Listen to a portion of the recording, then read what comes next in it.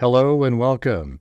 This is Grant Hughes of Grant Hughes Investigates on YouTube. This channel evaluates all aspects of true crime. As you are aware, videos and live streams in this genre often discuss elements of crime that may be disturbing to some viewers. If necessary, take the precautions needed to avoid these feelings. Factual information related to cases is the key to fostering rational true crime discussions. Fortunately, you will find that here. Please hit the like button only once, share the video, and subscribe if you like my content. Thank you very much for watching.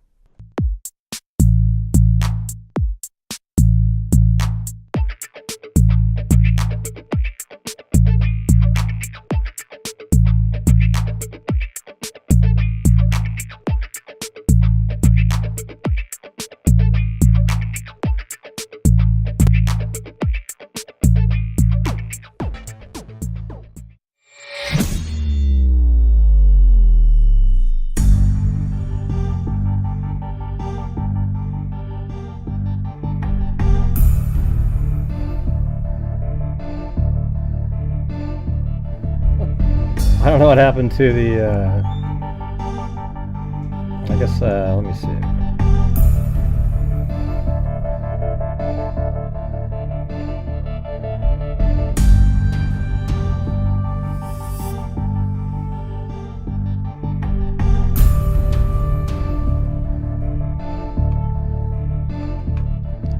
Let's see if that works.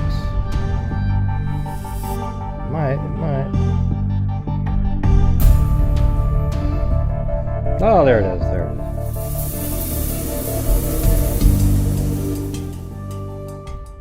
Now, how's it going? Let's see if we can get over 100 people tonight. I mean, look at that, 61 people. Usually right at this moment you have 100 and something. I don't know, man. Okay, 129, there we go. It's wild.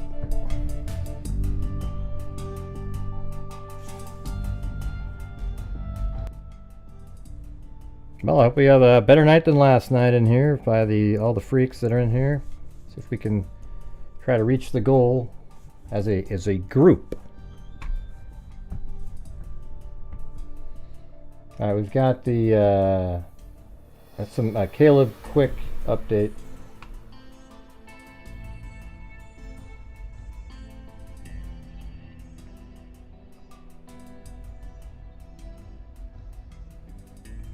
Right here. Hold on.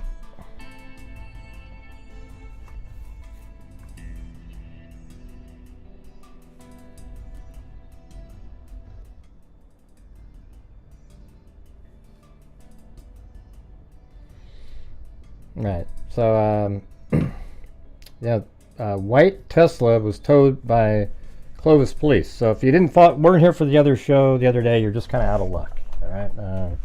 And we covered this case, and you know, it was at a McDonald's.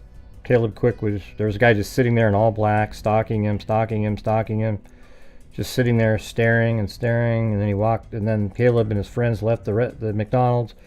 Then this guy started walking from behind, and then they go through another, like a connected little gas station store, and then outside this guy shot at Caleb in the head, and then he walked away, and then he was picked up by a white Tesla, and so they went to a house. There must have been some intelligence that they had, and the ability to get a warrant. You can't just go, oh, you have a white Tesla, we get to tow it away. Okay, so this Tesla's in this house right here, and so obviously they have some information that allows them to tow it away. You know what I mean? It's not like, oh wow, you have a white Tesla and that's probable cause. That it isn't. Like a search warrant wouldn't be signed unless there's another connection of some sort.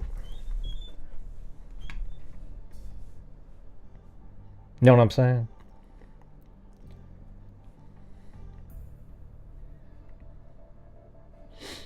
Right. And so where that house is right here, and it makes sense even. I mean, right over somewhere down in this area, they get picked up by the Tesla, and that Tesla's right there. Really close. But it's in Fresno, not Clovis. It's that house right here. See? The same one.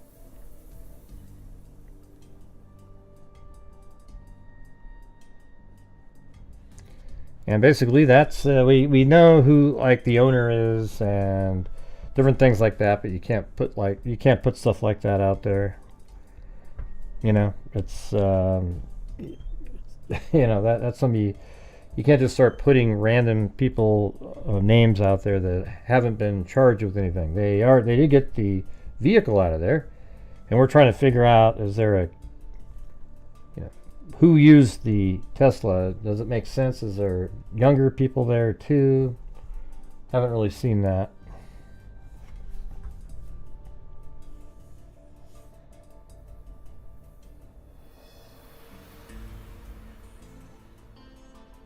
Yeah, if people buy memberships, it helps the, you know, whatever you want to call us, YouTuber, out.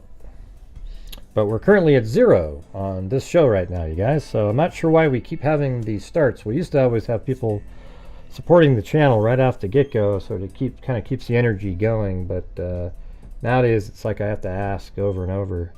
And I just wish people would appreciate the, you know, the work that I'm doing on all the different videos, etc. When we do these live streams, they're like 3 hours long, and you guys are the only source of income that comes in on the live stream. So if you're out there and you have the ability to help support the channel, that would be great. Hopefully you don't have another night like last night.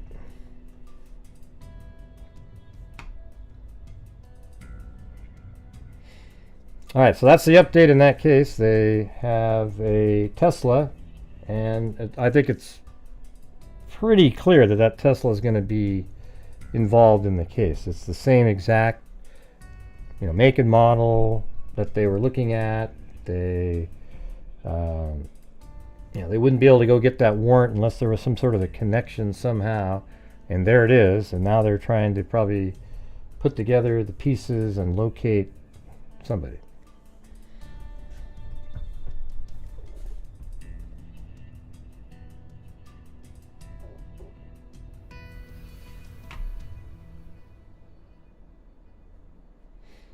Alright, so I think that's going to do it for that.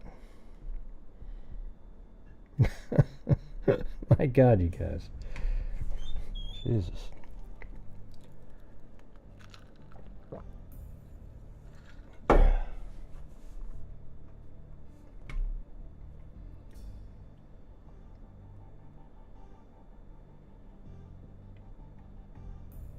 Oh yeah, so, you know, there's people talking about, I don't normally talk about the, you know, the sideshow stuff, but I think it was DM in here, or I'm not sure how their name goes. It's just initials. Brought it up in my stream earlier, like a premiere of a video. Hey, Kami, all right, what a roaring start we've got going on here. All right, let's see. We got a... Right here, we have The Eyes of the Killer, Part 4. So this is this Howard Blum guy. So let's read this article here. Hey, thanks, Alley Cake. Let's read this this article here. And let's see what they're talking about, because this is the article that he wrote that the professor had to respond to. Do you guys want to look at it? Because apparently this guy says that Kohberger had some infatuation with his professor and went through all these, you know, did all this different stuff.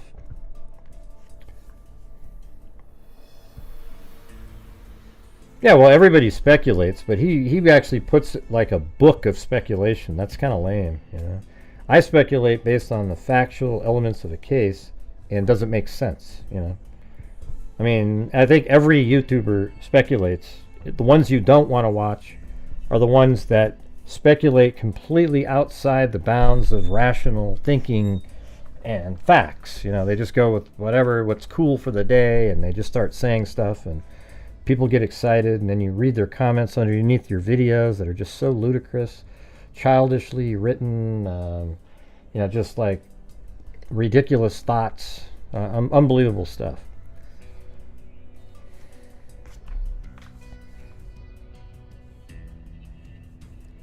All right, so we got the, hey, thanks, Rick Jr., big true crime fan from old school Unsolved Mysteries. I watched all those, Forensic Files. The New Detectives, all sorts of podcasts, and trying out YouTube. Not quite sure how all the features work, but want to offer my support. Hello, everyone. Well, thanks. The one I used to always watch was what was it called? American Justice or whatever by Bill Curtis. I think that's what it was called. Or Justice, something with the word justice in it. I always liked Bill Curtis. He is probably like the best narrator there ever was.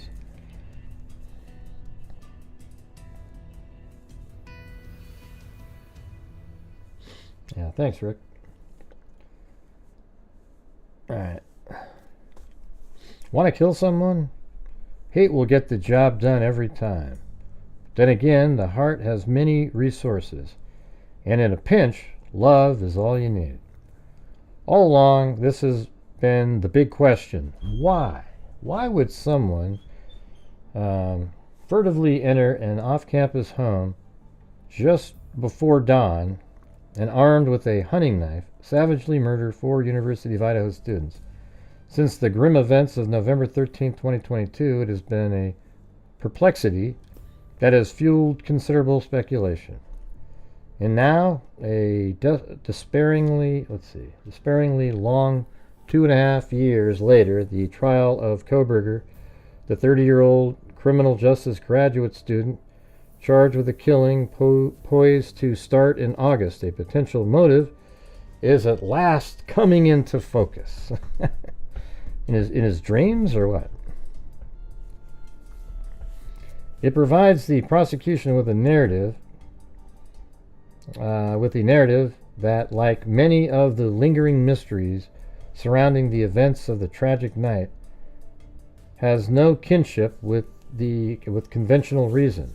Try, for example, wrapping your head around the disturbing fact that the 2 survivors were aware a black-masked intruder had entered their house, had heard the accompanying tumult, yet waited 8 hours before calling 911, rising at about 7:30 and then frittering away the morning on social media, taking photos and calling parents and friends. This guy just totally mischaracterized that.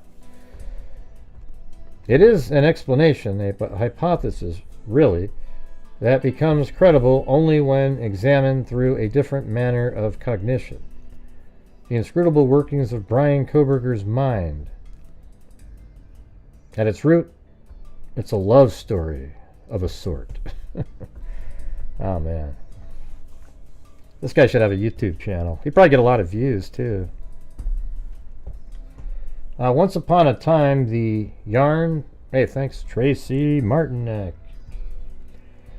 Once upon a time, the yarn the state is hoping to spin begins. Brian Kohberger was incomplete. Oh, he had laboriously arrived... Let's see. Oh, he had arrived laboriously, strived to reinvent his life by the time he had enrolled in the master's program in criminal justice at DeSales University in Pennsylvania. He kicked his heroin addiction, lost more than 100 pounds, turned his body into a fortress through exercise, a vegan diet, and boxing, and made his way out of dismal community college. And yet, something was still missing. Then he found his calling, forensic psychology, the new science of exploring the dark caverns lurking in the recesses of criminal minds. He probably wanted to figure out why he was the way he was. Let's see. And as luck would have it, he had also found an unlikely friend and champion to guide him, Catherine Ramsland, a recognized authority in the psychological study of serial killers, a prolific author of a recent count 59 books, and I guess she has 59 books. At a recent count, 59 books and a familiar face on True Crime Network and cable shows, where she reliably brings a measure of academic gravitas to the proceedings. The professor has done it all. And as Newsweek first revealed at the time Kohberger's arrest, Ramsden was also his teacher. For a graduate class she taught in DeSales, he'd read her... let me make this bigger. I can barely see this. My eyes suck.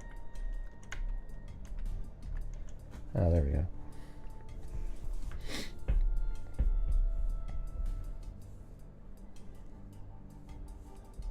For a graduate class she taught at DeSales, he'd read her seminal works, Inside the Minds of Serial Killers, Why They Kill, and I found a book. Recently, I was looked at a coffee table at a bookstore, and there's a book called Inside the Mind of a Kohberger. And when I opened up the book, it was completely blank. It was so weird. Each page had absolutely nothing on it. And then I went, oh, I get it. Yet what the prosecution discovered, which has not been previously reported, is that Kohberger's relationship and tutelage with Ramsden did not end when he traveled across the country to enroll in the PhD criminal justice program at Washington State University. He remained her acolyte.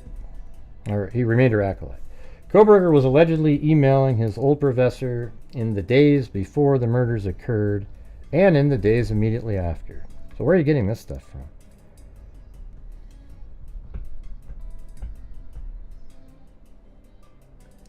What was discussed remains for now at least another mystery. Neither the state nor Ramsden has responded to requests for comment. Nevertheless, Airmail has learned that just hours after Kohberger's arrest, Ramsden allegedly telephoned his mother to offer her wisdom and guidance to help her former student and his family through the looming ordeal. Her offer to act as the cool-headed broker for the Kohbergers was quickly accepted. The Kohbergers supposedly refused to meet with their son's court-appointed Pennsylvania attorney until Ramsden signed off. Over the 2 years that followed, that sounds like a really specific knowledge of something, doesn't it? Alright guys, if you're out there and you're watching the channel, if you have the ability to help support my channel, allows me to keep doing these shows, I would appreciate it. We also, at the end of the month, last month we gave out $4,500 to different charities, including our DNA fund and a scholarship fund that we have for criminal justice students. Hopefully none of them are like Kohberger. You never know, though. You never know. Let's see. Over the 2 years that followed, the professor allegedly stayed in touch with the family, as well as with Kohberger himself, offering sources share practical advice to help navigate the often overwhelming intricacies of a stern criminal justice apparatus. She's even reportedly conferred with one of Kohberger's sisters, who is said to be writing an insider's account of their wrenching family drama. Man, that book would probably make millions. In fact, the beleaguered family has asked her to consider accompanying them to the Boise bed and breakfast that Ann Taylor, the head of their son's defense team, has reserved for them during the course of the trial.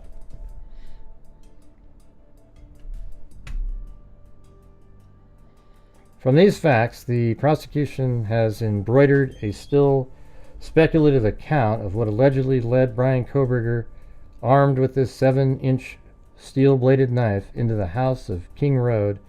It goes like this. Kohberger wanted to prove that the pupil was ready to become the teacher. He was determined to demonstrate to the professor, who, according to this theory, was the idolized object of his respect and affection, that he learned all her lessons well. And while her journey into hell had been judicious, And while her journey into hell had been judicious, reaching out in letters and interviews to convicted killers, he would charge full speed into the belly of the beast. No passive arm length academic posturing for this researcher. But even more, he'd kill and get away with it. He'd prove how smart he was. He would show how much he'd learned. And the hypothesis continued with the raging, crackling anger that was unleashed. Kohberger would demonstrate to the object of his devotion the sacrifices he was prepared to make to win her comradeship. Like John Hinckley, who had tried to assassinate Ronald Reagan to win the heart of actress Jodie Foster, a woman he'd never met, Kohberger was driven by his own twisted erotomania, I guess. Kohberger, too, would let his demons run free, and in the end, he'd triumph. His far vision would take him someplace where his mentor had never dared to journey, and in the proud aftermath, after all his struggles, he'd at last be complete. Thanks, Allie Cake. I guess one person heard me out of all the people. Thank you. Let's see. Nevertheless, she might find something in the theory. Ocean wave emoji. Alright, says, what does Ramslin make of it? She is apparently not talking. She never responded to my emails. You mean so you didn't actually wait for an answer? Nevertheless, she might find something in the theory. After all, in another episode in her remarkably accomplished life, she wrote her doctoral dissertation of Kierkegaard. It was that Danish philosopher who conceded that writing should be considered a monument to, Regine Olsen, a woman with whom he had a brief youthful relationship. Is it too far of a stretch to consider that a killer's logic had made similar heartfelt journey? Thank you, Shay Shay. Alright, so that was his writing. And then apparently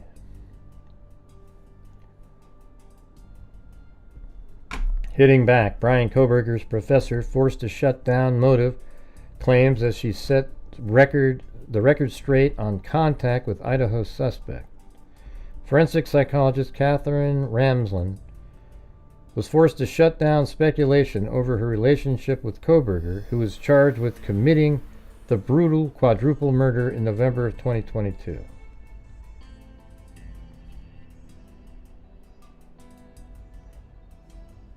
Let's see. Yeah, see, we just my channel just has such weird viewing stuff going on. Like it was going kind of normal, but it went up kind of fast, and then it just went. There's really no reason for that. Went from 256 to 164 in about 3 seconds. That doesn't happen. So I don't know. I don't know how to read this anymore. Thank you, Cheryl Moran. As Kohberger's trial approaches, prosecutors are developing an argument that Kohberger 30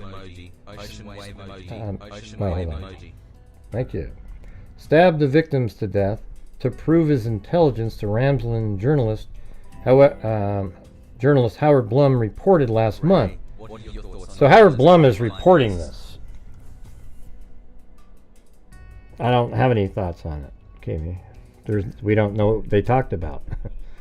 And apparently I thought maybe I talked to I was talking to Mr. Gonzalez the other day, and I asked him, do you think he could have been doing a pleading, not trying to go for a plea deal or something? He said he doubted it. And then also Ashley Banfield today said she had a source and said she asked the same question, and the answer was no. That's not what the hearing was about. I don't know if he'll be on here or not. I don't know. I mean, we've talked about it. Maybe someday, He does seem to go on a lot of other places. I think the thing is my channel already does everything. Like, I mean, I'm just putting together the facts of the case, so it's like, what would you get out of being on this channel? You know, maybe it's sort of like better to go places where, you know, people question weird things that shouldn't be questioned when it's just obvious stuff. Gray, it's really healthy to question things. Yeah, of course it is. But when you already know the answer and it's obvious, there's no reason to go backwards, you know.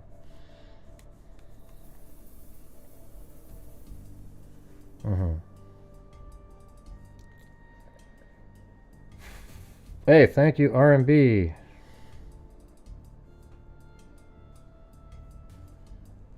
No, they're not going to let that. They're not going to give the body camera footage out. That's part of the crime, the case. It's not going to.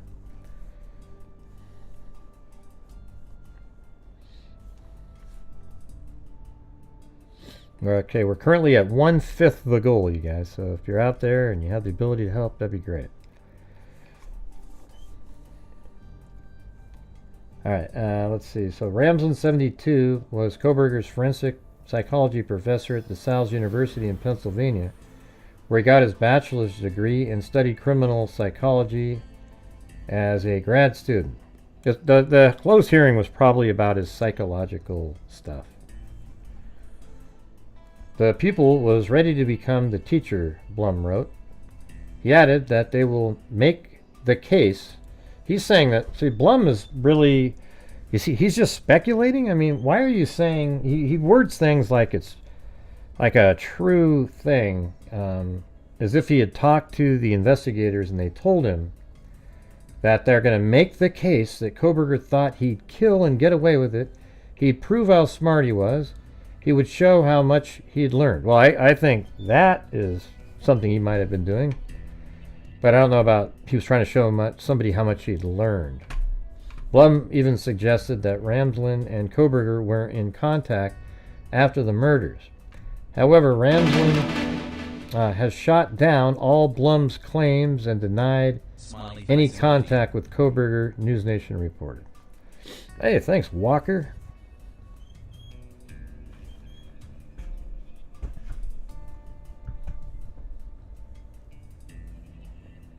He has not been in touch with me since his arrest, Ramslin told News Nation. Yeah, so it sounds like everything that Blum said wasn't true. I mean, she could be pretending that it's not true and really happened. But the professor said she reached out to Kohberger's parents, so that is a true statement, as a gesture of kindness, but she didn't advise them on the case. That's hard to... You know, now it's weird when you sort of agree with some of the elements, because then it's kind of like, well, maybe Blum had a better source. Because how did he even know that? I did not call them hours after the arrest, as Blum claims, she added. Yeah, it was probably a day after. You know. Ramslin also denied Blum's claims about her contact with Kohberger's sister and false claims about her class curriculum. Blum has also claimed that, but see, Blum has apologized since then. He's, you know, he said, well, he's just speculating, you know. I don't know who Blum's source is or why he reports information for which he has no proof. Ramslin is known for her expertise on serial killers and crime. The professor and non-fiction author has written books including The Mind of a Murderer and Confession of a Serial Killer. Catherine Ramslin's statement. Catherine Ramslin denied journalist Howard Blum's claims in recent piece for Airmail. I had no email correspondence with Brian Kohberger while he was at WSU. He has not been in touch with me since his arrest. I called his parents as a gesture of kindness, but I did not advise them about the case. I did not call them hours after the arrest. I have never talked to his sister about any book. I never mentioned secure guard in my classes. I did not broker anything regarding a lawyer. I have not been invited by the Kohbergers to Idaho. I don't know where they'll be staying. I don't know who Blum's source is or why he reports information for which he has no proof. She previously refused to speak on the record because she didn't want to interfere with the trial and because she might be called as a witness. She broke her silence to defend herself from Blum's claims.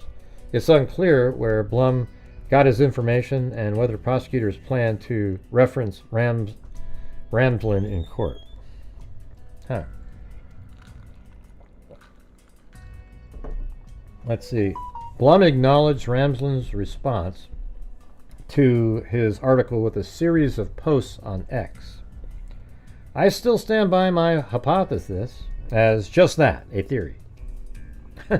Well, how do you stand by a theory or hypothesis if it's not true, I guess? Oh, I'm drinking iced tea. Is that okay? Hey, everybody. Can you guys all get me Teakable's email address so I can send him an email? And every time I'm drinking something, I can just ask him if it's okay if I can drink that. Anyways, I still stand by my hypothesis as just that, a theory. He apologized for his error in reporting that Ramsland emailed Kohberger while he was at WSU. I still stand by my hypothesis as just that, a theory, he wrote. Kohberger's trial is set to start in August, Boise, Idaho. He is charged with killing Madison Mogen, Keely Gonzalez, Anna Kernodle, and Ethan Chapin at an off-campus house in Moscow, November 13th, 2022. Yeah, just time out that Teakables person for like 30 minutes, all right? Thanks.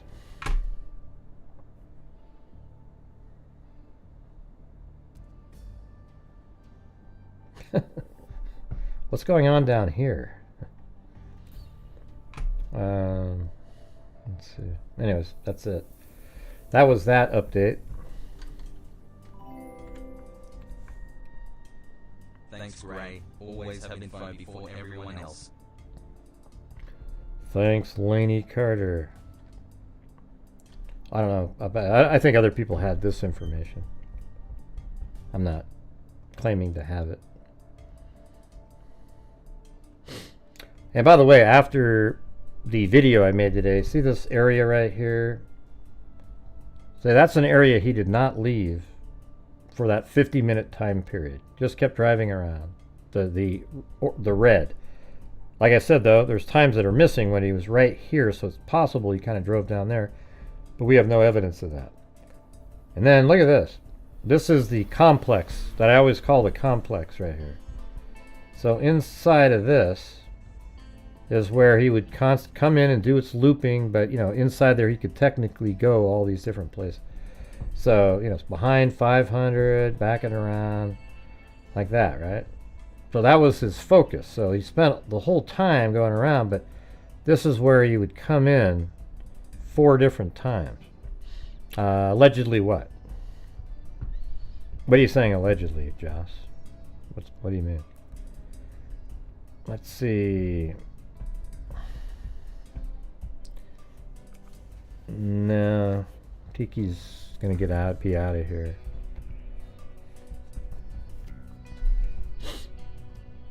I think I'm gonna keep that. I like that. That's pretty interesting. Just looking at that.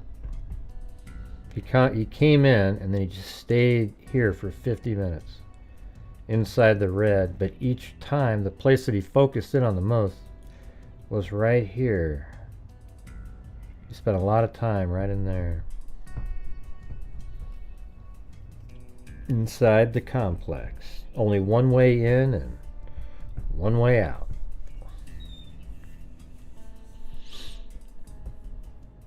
Alright, you guys, we're still only at a quarter of the goal tonight, so yep, I'm asking again, if you're out there, if you could please help support the channel. You guys are the only way we keep moving forward. I don't know what's going on right now in terms of why there's so few people watching. I think I don't know if it's because I did a show yesterday and then I put out a video and then I just don't know. I have no idea. Yeah, I think it is a good visual. Yeah.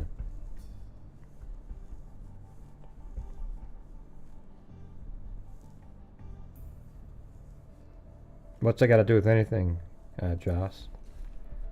What does that even mean? I see all the summer clerk interns are passing the bars. What does that mean? Go ahead.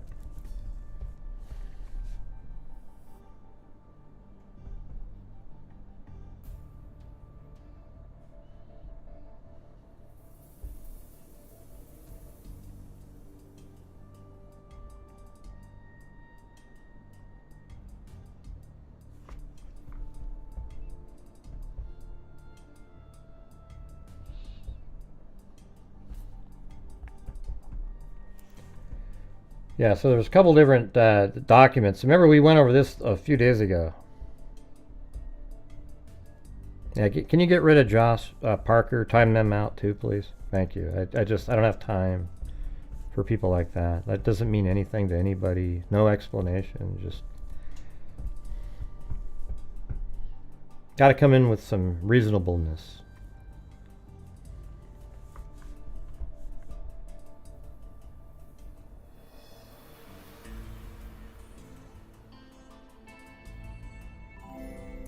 Thank you, Jessica Schubach.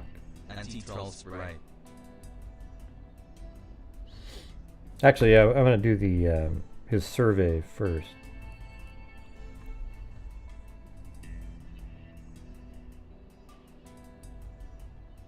So, I have I think it was on Reddit, they had this version of it out there. Oh, you can become a member. You'll have a green name, Rick Jr., or you can gift memberships, like K-Me just did. All right, so here we go. This is let's just go over all of his questions here, all right? And it really doesn't, all this stuff here isn't really relevant, so I'm going to skip by. What the highest level of your school, choose one or more, I think the questions really begin where he's really talking about himself.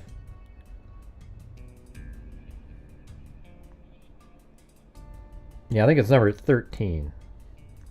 So, how was your life right before the crime occurred? Like, it feels like he's, we don't know if he's the only one that participated, but I bet you he influenced the questions dramatically because they don't seem like they're normal questions that somebody would just ask. Hey, we got one channel member tonight, and we're still at maybe 30% of the goal.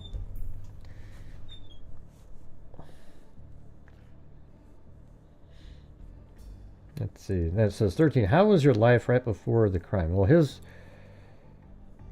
I think his was a life of frustration right before the crime. He was mean to all the students, got in trouble at school, the professor prior, he just absolutely wasn't, didn't have a girlfriend, was strange, And then the next one is 14. Did you prepare for the crime before leaving your home? Please detail what you were thinking and feeling at this point. That's a weird thing to throw in there. Why wouldn't you just want to know, did you prepare for the crime before leaving your home and what did you do? But it's almost like he's trying, I know it's a psychological, maybe that's why he's asking some of those, because that's what he was being taught, the forensic psychology, I guess.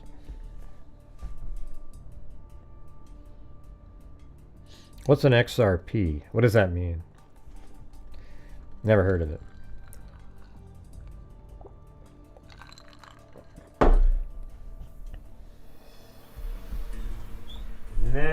heard of it. Never heard of it. And by the way, here's the, I don't know what their email is, but here's what it's called Pure Leaf Unsweetened No Sugar Brewed Tea, okay? It's not 15 ounces of whiskey. Okay, everybody, let's get started tonight, okay?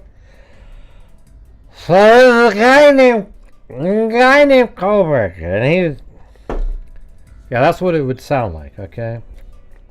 Although I could probably slur better. Yeah.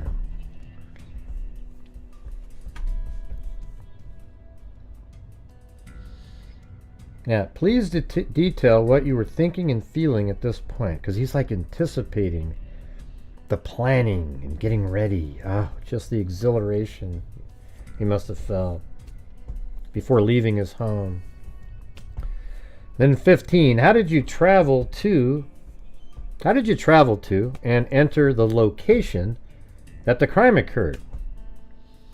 Now, I wonder how many of them told him, well, I drive my own vehicle, especially one that you can identify even without a license plate because it's missing one. Yeah, I bet nobody said that. Right. So we all know he got there in his white Elantra, right? And then how did he enter the home? Well, through the sliding glass door. And there you go. That's the... what the hell is his name? Thanks, Timothy Cecil. Yeah, it's probably pretty good for me. That unsweetened tea tastes good and is good for you too. Yeah, I like it. Yeah, Danny Rolling, he went through a sliding glass door. Another interesting thing about Danny Rolling is that he used a K-bar knife. And then there's Kohberger using a K-bar knife going through a sliding glass door. I thought that was a crazy... The connection there was wild. When we went over the Danny Rolling connection. And that's just nuts. I made a video, I think, on that. Or not, just similarities, not the connection. There's no connection. Number 16, after arriving, what steps did you take prior to locating the victim or target? So that means, see, look, these are all stuff he did. I mean, think about this. How did you travel to the location of the crime? I mean, right before that, it even says, did you prepare for the crime before leaving your home? Yes, he did. He had purchased the balaclava, the K-bar knife. He likely put blood spatter mitigation stuff in his car, was absolutely prepared. And then the next question is, how did you travel there? Okay, I got there with my white Elantra. How did you enter? I went through the back door. I had that all planned out after all the trips that I took over there. After arriving, what steps did you take prior to locating the victim or target? Well, before I entered the house, I laid out on the ground the plastic bags, the blood spatter mitigation material that I had purchased and brought with me. Please detail your thoughts and feelings. Oh man, I was absolutely exhilarated. I knew the time was coming and I'm going to be well protected with my outfit. Why did you choose the victim or target over others? I mean, this is crazy. You know what? He let's see. I'm not sure if what the date was on this one, but I mean, it's crazy to think. I mean, this almost seems like it's all stuff in the order and things that we know. I mean, in the order that he did it. You know what I mean? Like, this is almost exactly what when we talk about the case, these are the things. Why did you choose the victim or target over others? I mean, we don't know the reason for sure, but like I said before, I think Dylan Mortenson's probably the #1 target there. And how he found her, maybe he did go into their restaurant. Maybe he did find her on TikTok or some other social media. Who knows?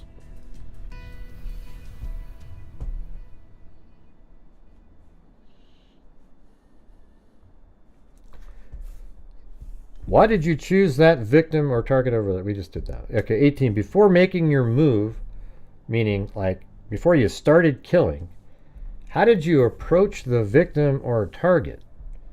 Please detail what you were thinking and feeling. You know, oh man, then it just got even more psyched out. You know, kind of quietly.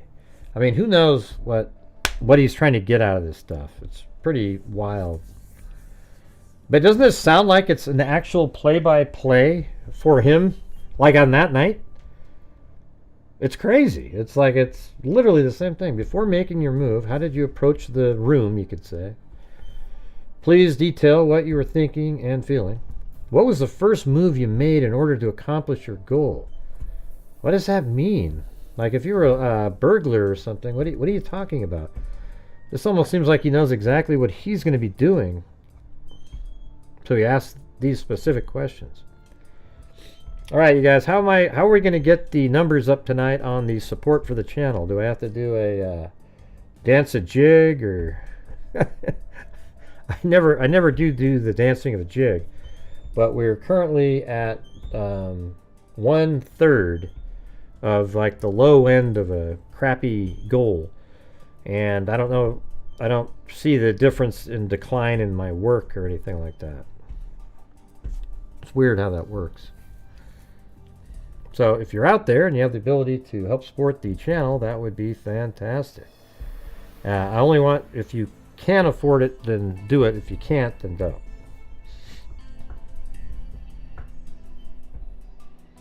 No, the number 4 wasn't significant to him. Let's see. People just throw out crap. Are you a numerologist or a psychic or something like that? Yeah, you missed it. You missed it. It was short because there's nothing really to say. This doesn't have anything to do with numerology. Thanks, Alley Cake. Before leaving, again, it says, how did you accomplish your goal? Please explain. What were you thinking and feeling? Well, in his case, he used a K-bar knife and he killed them. Before leaving, is there anything else you did? I mean, what a weird thing. Like, see, that comment there makes you think of that he left the knife sheath as a calling card. For me, it does, anyways. You know, before leaving, is there anything else you did? You know, maybe somebody might say clean up, or is he talking about anything else? Did you do anything kind of a little extra, you know? And I know, no, it's like, for me, it's like 50-50. I just think there's a chance that the knife sheath is a calling card. People just, you know, that don't, I can see it both ways, but people who think it was left accidentally have this whole thing built up in their head and they can't accept another way of thinking about it. I think it's odd that he has this real, thanks Vicky White, like there's this really clean knife sheath apparently with one single source of DNA, but it's only underneath the button snap. How did that get there? You know what I mean? Like, how did it get underneath the... If he was grabbing it where his fingers are on the button snap, then wouldn't it be all over the knife? And what that means to me is that he cleaned the knife sheath off, but he just missed that little spot on the underneath the button, and he had thought he'd cleaned it because he was going to leave it there. He was like, oh yeah, I'm going to leave it here. This is my calling card. It's going to be Kohberger, the K-bar killer, at some point when I ever get arrested. And, you know, he's just real excited about it. And he left it there. And then the next day when he drives over there, it wasn't to try to find the K-bar knife, because, I mean, the logic on that doesn't make sense to me. Because he never went to the house. You can't see a K-bar knife driving on Wallanta Drive or on Taylor Avenue or anywhere else. You can't see the knife there. He didn't go in there because he would have been on the 1112 King Road camera, right? So he didn't go in there. I think he went to the area to see from a distance if there was activity going on. And that would also say that maybe he didn't do a search for, or maybe he wanted to go by and look at it and know to himself that he's the only one on the planet that knows right now that there's dead people in that house while he's driving by. Maybe he liked that feeling for a few minutes.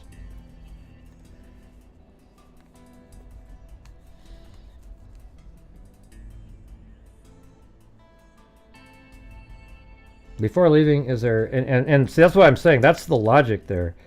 Why would you...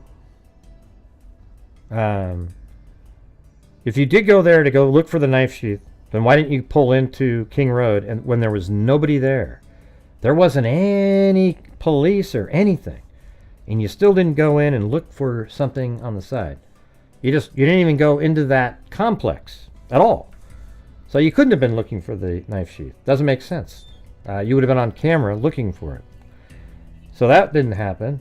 And then you think, well, geez, he left. Was it, did he accidentally leave it there or did he leave it on purpose? Now, we think, 50% would think, okay, when Kaylee was battling him, he dropped it on the bed.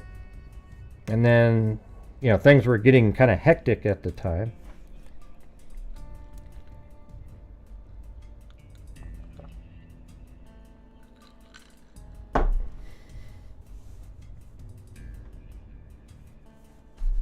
Yeah.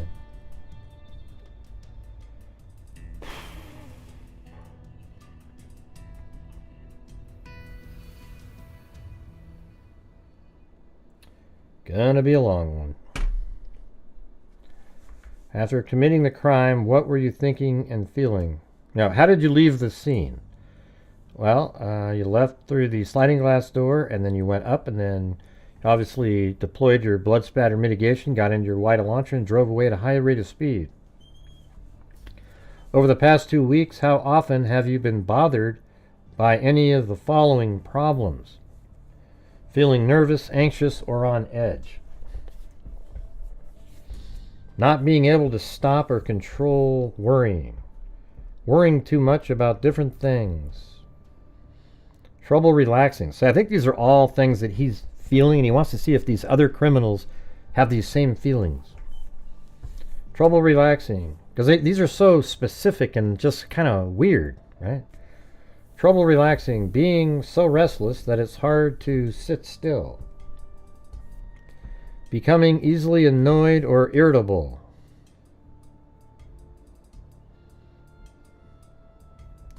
Feeling afraid as if something awful might happen. Yeah, he seems like somebody who was always easily annoyed and irritable as being the teacher. Or the aide, or whatever you call him. Feeling afraid as if something awful might happen. So how often do you feel like that? Not at all. Several days, more than half the days, nearly every day. Those are what your replies can be.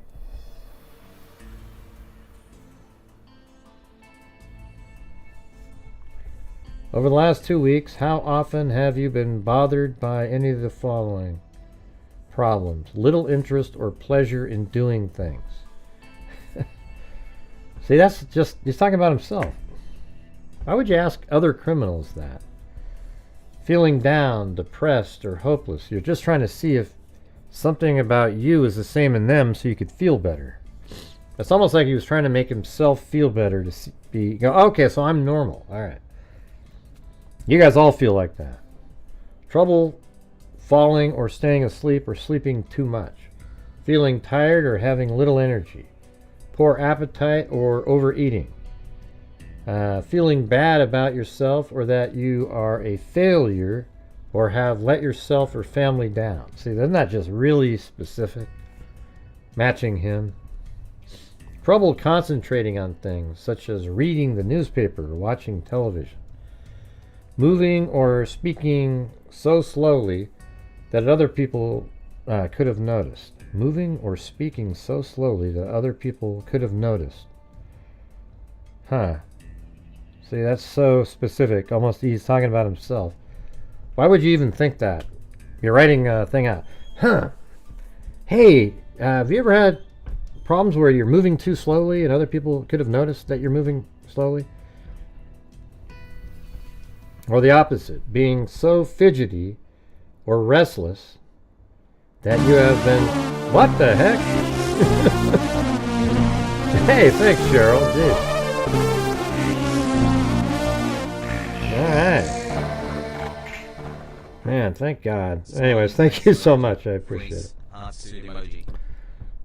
I would think to ask those specific questions unless I was feeling... Now, what do you guys think about that right there? These questions... I mean, I read this a long time ago, but I didn't. The case was so new that I haven't really re-upped looking at it, you know? And now that I'm looking at it again, I'm just thinking to myself, this is crazy. I mean, I don't know. These questions are not questions that are normally asked. Now they go, well, he's just being creative, Gray. No, I think that he is absolutely saying, this is how I feel.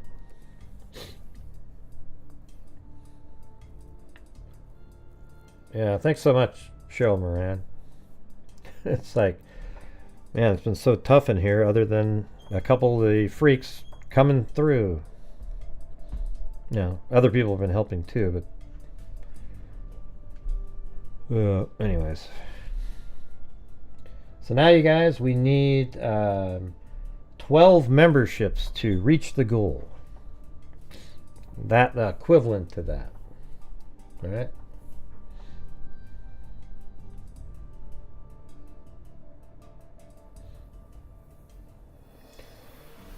Yeah, these questions here, though. What do you think, Cheryl? Don't you think these questions are just bizarro world stuff? I mean, look at that.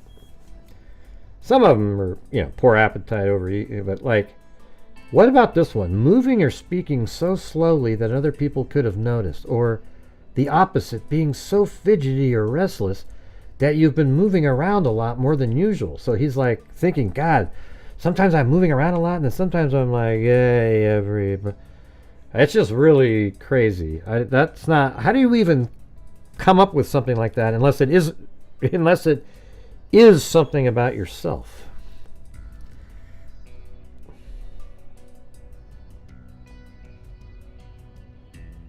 Thoughts that you would be better off dead or hurting yourself. Now, it sure as hell would have been better off for the victims in the Idaho, your victims, you know. Kaylee Gonzalez, Madison Mogan, Ethan Chapin, and Xana Kernodle. Yeah, exactly. He was just... Instructions. In this questionnaire, you will read about 5 situations that people could encounter in a day-to-day life, followed by a reaction to those situations. As you reach each scenario, try to imagine yourself in that situation. Then indicate the likelihood that you would react in the way described. Please answer as accurately as possible. After realizing you have received too much change at a store, you decide to keep it because the sales clerk doesn't notice. You know, it's weird. I think stuff like that sometimes is different depending on your life circumstances. Like you're a broke college kid and you get back in change an extra buck, you know, and that buck means something. You might not say anything, but like later in life, you're, you know, I mean, I don't remember exactly how I was, but I'm sure when I was in college, there'd be times where you just wouldn't care about something like that. You would sure care if you were shorted change.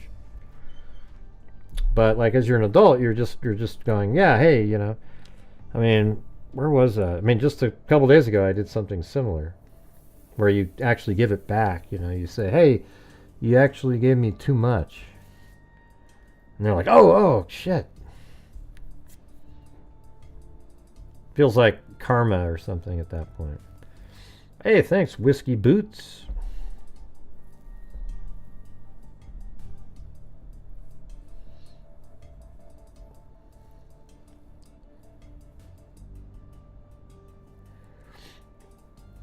Okay, you secretly commit a felony What is the likelihood that you would feel remorse about breaking the law? Hey, thank you, Jeffrey. I don't know how he's doing. I haven't seen him. He hasn't come back in here since that one night. Do you know him, Jeffrey?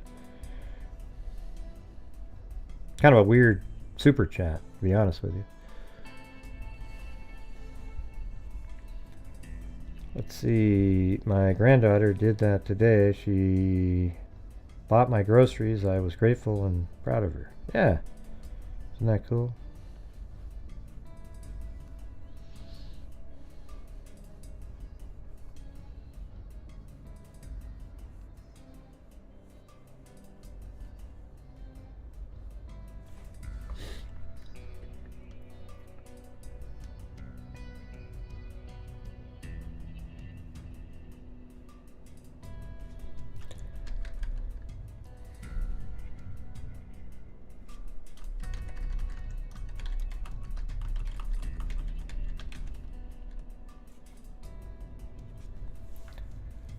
See, he was...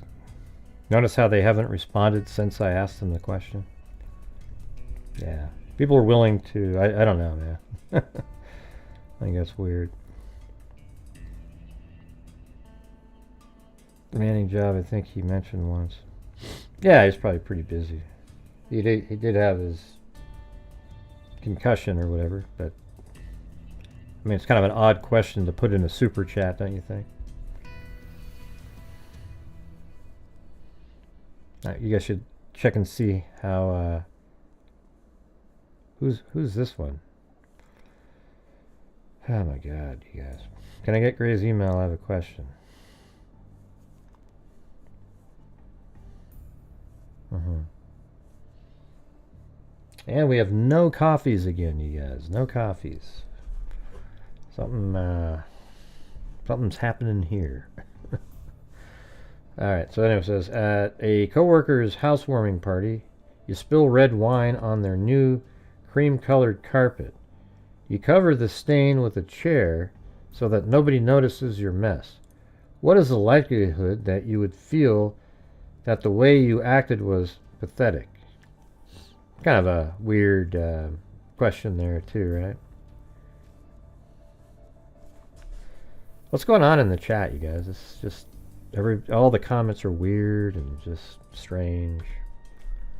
I don't know.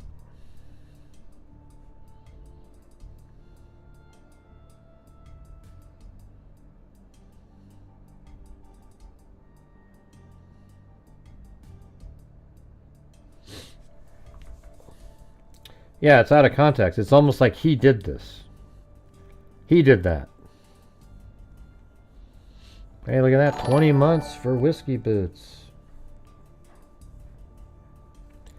You lie to people, but they never find out about it. What is the likelihood that you would feel terrible about the lies you told? Out of frustration, you break the photocopier at work. Nobody's around, and you leave without telling anyone. This sounds like something he did exactly. Precisely did that. What is the likelihood you would feel bad about the way you acted? I mean, why would you say that? What's the difference, by the way? See, you know what's weird about these, you guys? He's asking the same question 5 times in a row. So at some point, you just say to yourself, he's just telling us things that he did. You know? Hey, you secretly commit a felony. What is the likelihood that you'd feel remorse? At a coworker's housewarming party, you spill red wine on their new cream-colored carpet. You cover the stain. There's no difference in these things. Like a significant difference where it's a completely different thought process. It's all the same. You lie to people, but they never find out about it. What is the likelihood that you would feel terrible about the lies? Out of frustration, you break the photo. It's almost like this is what he... I bet it was like this when he first wrote it. Out of frustration, I mean, you break... I bet he wrote I first and then had to delete that and put... You break the photocopier at work. Nobody's around, and you leave without telling anyone. What is the likelihood you would feel bad about the way you acted?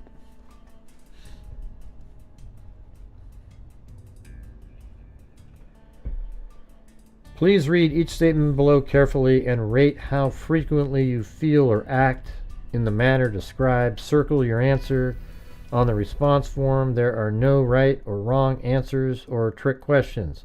Please answer each question as honestly as you can. Please indicate how much each statement reflects how you typically feel. When someone else is feeling excited, I tend to get excited too. I mean, where does that question come from, you know?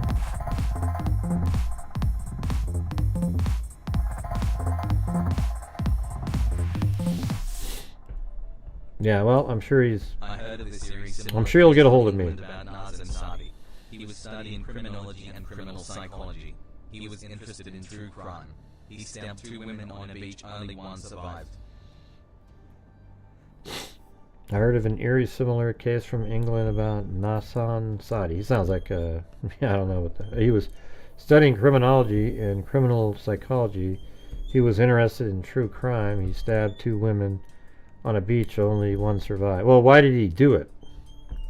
What was when the case happened, why did they say he did that?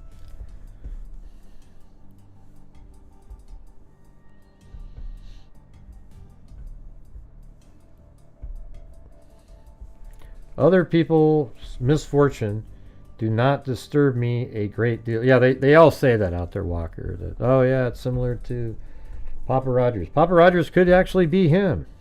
But Papa Rogers, somebody said, in the comments, somebody said that Papa Rogers said that Xana and Ethan were attacked first. Okay, and however, Papa Rogers also said the white Elantra was a red herring. Now, maybe you can say that he was trying to throw people off on 2 elements that he knows isn't true. But then why did he mention the K-bar knife sheath and everything? I don't know, it's pretty weird.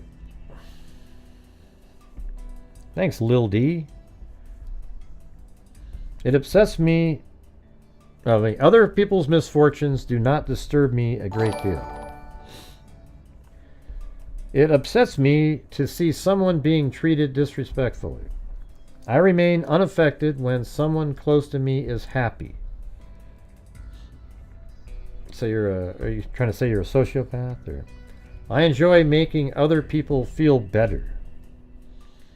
I have tender, concerned feelings for people less fortunate than me. When a friend starts to talk about his or her problems, I try to steer the conversation towards something else. I try to do that with my mom lately. I can tell when others are sad even when they do not say anything. Hey, well, thanks again, Cheryl Moran. Jeez. Thank you.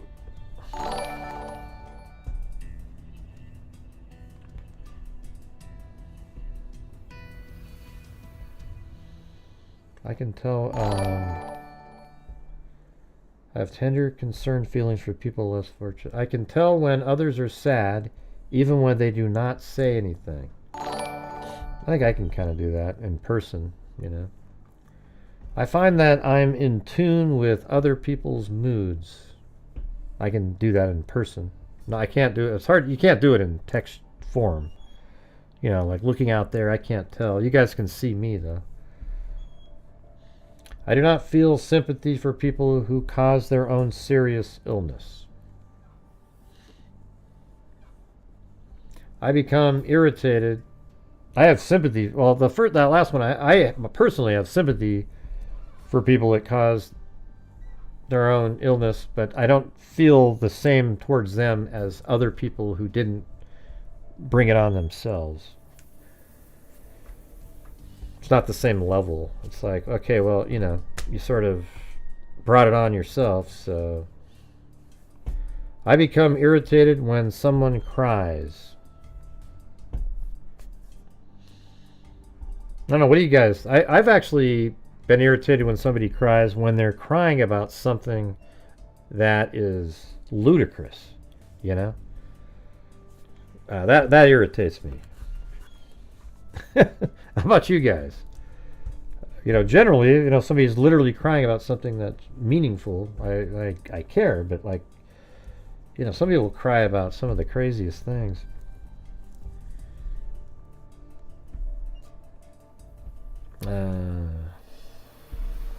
Yeah, I think he feels a certain way about himself. That's what we've been talking about, Cindy, this whole time. I don't know if you just got here or not. Yeah, he just it's basically thoughts that he has, and he wants to see if these other criminals, felons, have similar thought process. Hey, thank you. What is that? Thomasine? Thank you for the content. Well, thank you. For your content.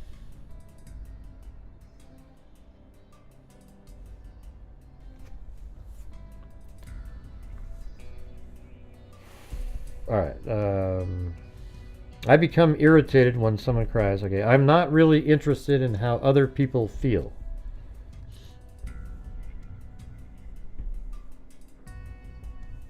I get strong urge to help when I see someone who is upset. Those are probably contradictory statements. When I see someone treated unfairly, I do not feel very...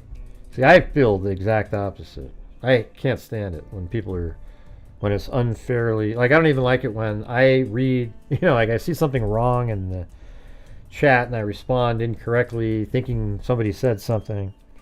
And I don't like that. Like, I don't like that feeling. But I think fairness, I always think about fairness. Like, I can't stand it.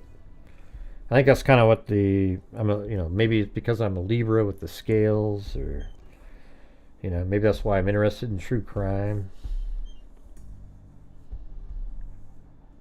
Here's what I can't stand. I cannot stand people who, when they have knowledge of the truth, do not come forward to defend somebody when they know that the truth is opposite of what like people say something, like a group of people are claiming somebody did something, and that isn't true, and you stay quiet. You're just as bad. You are, I think you're a horrible person, actually, to be honest with you. If you can't say something, bring forward the truth to help somebody else sort of feel comfort or get off the hook, then you have really severe mental problems yourself. I just didn't want to get involved. Shut the hell up, man. Join the society. Be part of the world, all right? It's gross.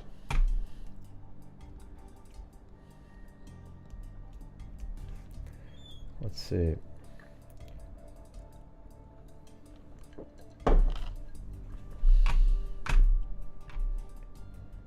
I find it silly for people to cry out of happiness. That is kind of like, I guess I sort of understand that one. It's tears of joy, though. Okay. When I see someone being taken advantage of, I feel kind of protective towards him or her. I don't know if there's any more. Oh yeah, I guess there are. The number of statements that people use to describe themselves are given below. Read each statement and then fill in the column with numbers which indicate how you generally feel. Remember, there are no right or wrong answers. Just do not spend too much time on anyone's statement, but give the answer which seems to best describe how you generally feel.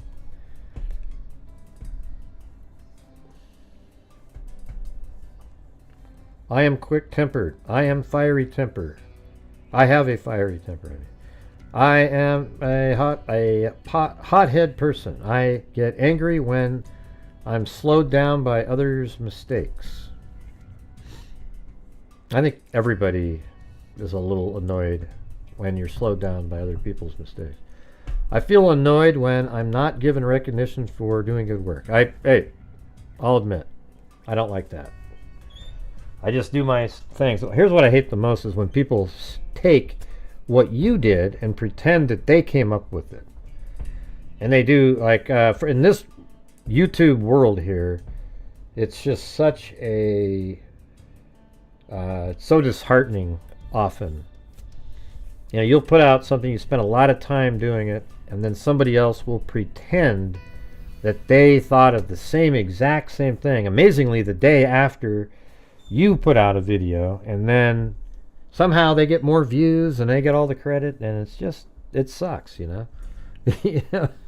It's a really shitty feeling, and there's nothing you can do about it. They just do it. And if you mention it, they just go, "You're just jealous, Gray." Like, you can't even tell people, "Hey, you know, I just did this the other day." For, you know, that happened in the man, I don't know why I can never remember her name, but the car that goes into the water. I made that cool overlap video, and then all of a sudden these other YouTubers did the same thing, and they go, look what I did. And I'd say, "You just copied what I did." And they go, "No, I thought of it myself." No, you didn't. You didn't think of it yourself. Okay. It's just true, so I don't know what else to... Yeah, Kylie Rodney. Yeah, there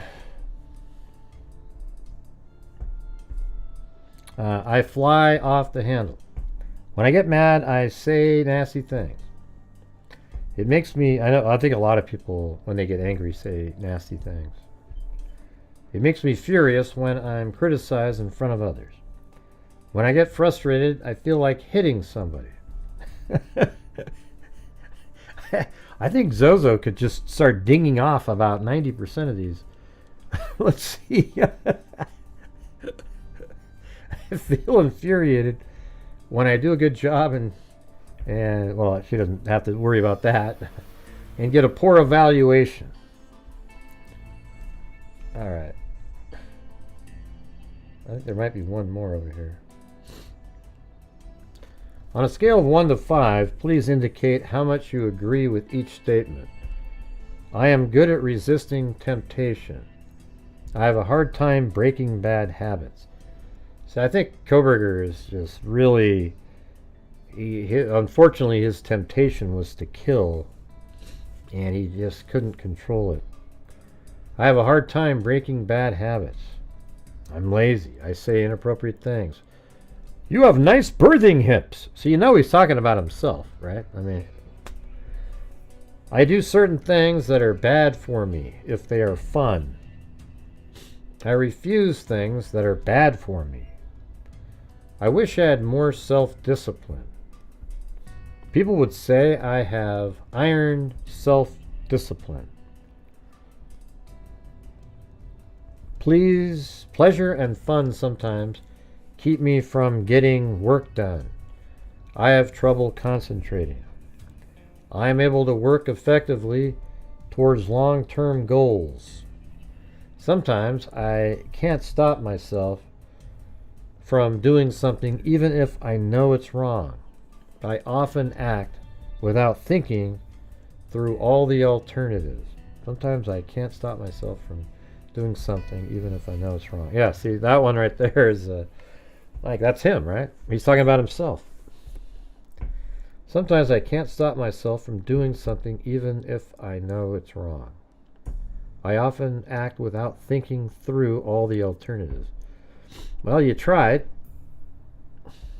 Yeah, but you missed a few pieces of the forensic puzzle.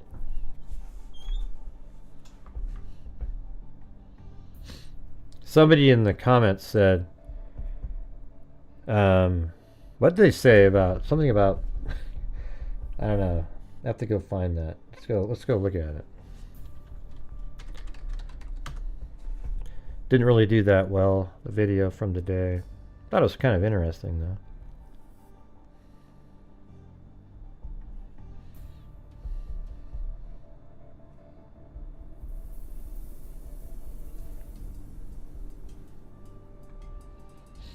Likely things that he's thought. Now let's see.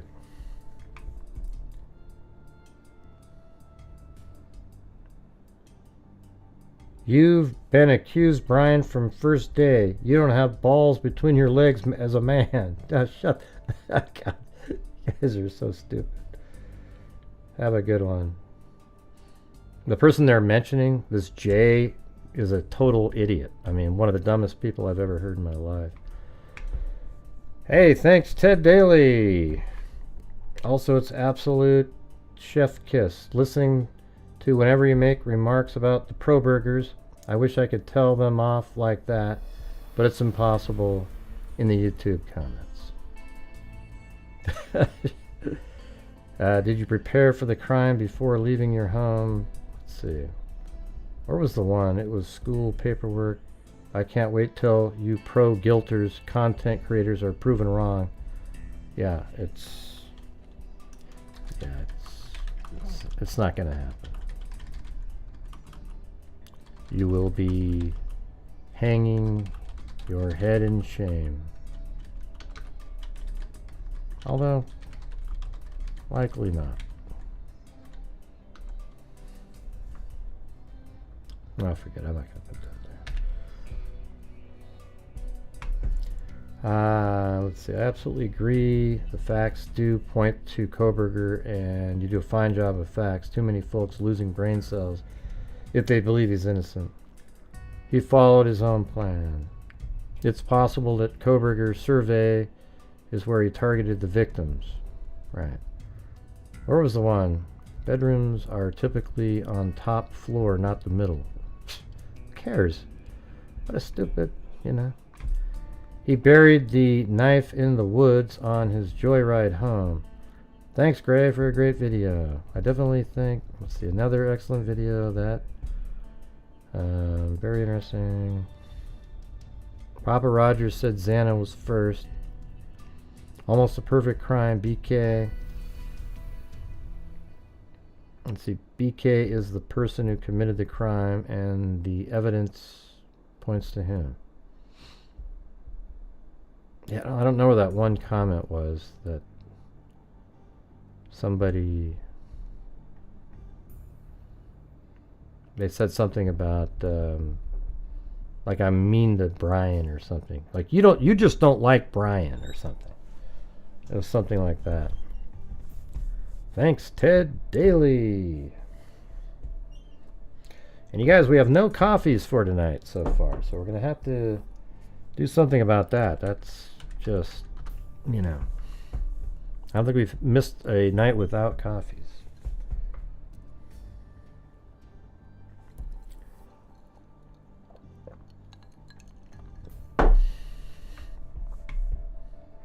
And by the way, see how it says 2.9 thousand views here? If you hit analytics, the actual number of views is 4,300. It's not really that great. And the average watch time on a 21-minute video is 8 minutes and 27 seconds. So a lot of these people just don't give a shit. Like, you don't want to... I think it's incredible that the average watch time is usually like 50% or less. Like, people just don't take the time to try to maybe get some different information out there. It's wild.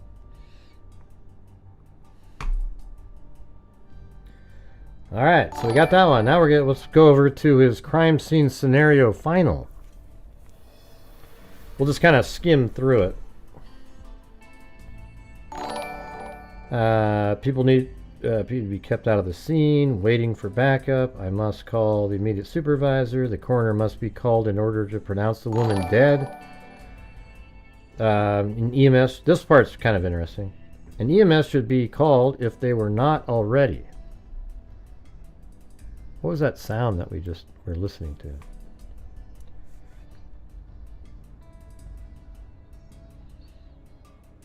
I mean, this is so weird. It's just like the 911 call. Look at, the coroner must be called in order to pronounce the woman dead. An EMS should be called if they were not already called by the patrol officer 15 minutes earlier, as they would have provided emergency care if the woman showed signs of life. Like Xana? Is that who you're... I mean, it's so weird. This would have been important for many reasons. Her livelihood is one reason, but you mean her being alive, her living or dying. But from the stance of a patrol officer or criminal investigator, she may have given a dying declaration of her attacker when informed of her impending death. So, like, you know, I mean, it's sort of an obvious thing, but right there he's saying you can't leave any survivors because they might say something as a dying declaration.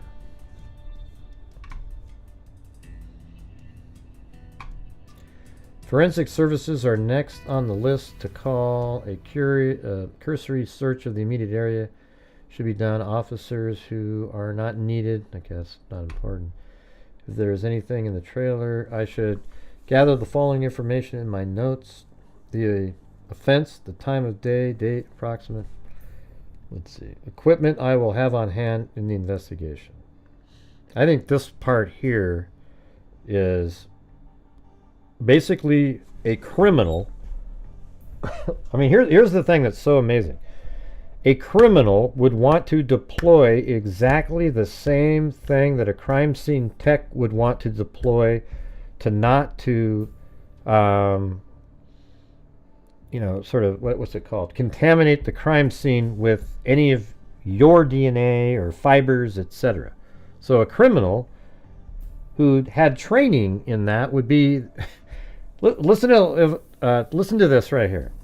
You get all the Kohberger nut jobs saying, how could somebody go in there and not leave any blood in their vehicle and not leave any trace of them? Well, whoever the killer is, minus the knife sheath, left nothing there. Who would be more likely to do that? A criminology doctoral student who knows exactly what to wear to not leave anything at the crime scene, or just some random schmo criminal? I mean, it's amazing that they don't seem to understand that. Let's see. So down here it says, you know, latent fingerprint equipment. That means he knows. And look how right after that he types in gloves to protect the scene. Almost like in his mind, sort of subconsciously. That's kind of funny. I didn't even notice that before. He's like, latent fingerprint equipment. Ooh, I better wear gloves. Yeah, so gloves to protect the scene from contamination. This will enable that I avoid leaving my latent fingerprints. He even says it right there. Look at that. Latent fingerprint equipment. Oh, yeah. And by the way, I want to wear my gloves to protect the scene from contamination. This will enable that I avoid leaving my latent fingerprints. Bingo! Stop making sense, Ray. Well, thanks, KME and MGA or Ted Daly. I don't know what that means. What you typed in there. Is that a license plate of something? Ted, what is that? Is that a license plate in the Bryce? In the Caleb Quck case?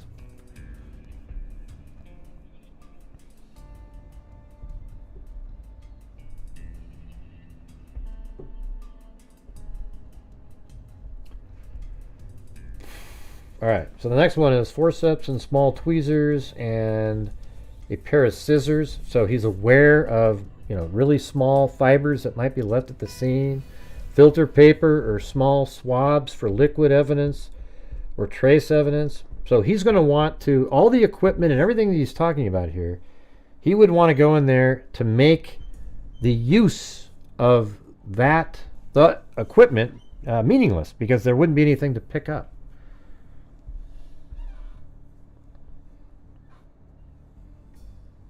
Ted Daly is Ted Bundy? But what does MJE052 mean? Can you tell me what that means? Ted Daly? Looks like a license plate.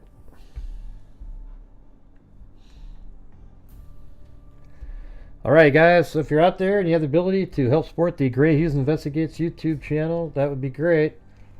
We need another, for me to donate the 5 memberships, we need another, I think it's 7 memberships. Alright, So if we get 7 more memberships, I'll donate 5, and that way we'll be up to 21 for the night. And the last one was Ted Bundy backwards. I don't know.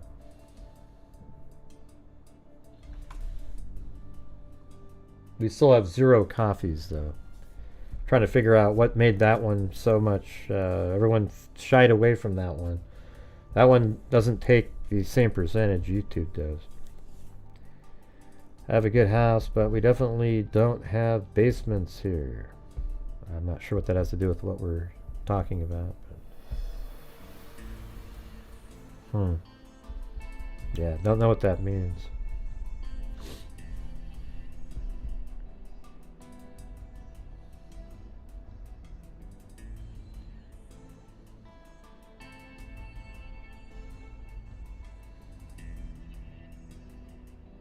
Oh, tornadoes. Huh. Well, stay safe. Alright, what do we got here? Next one's forceps and small tweezers, a small saw to take evidence. For example, drywall. Again, don't leave anything on the walls. Filter paper, various evidence containers for liquid and solid evidence.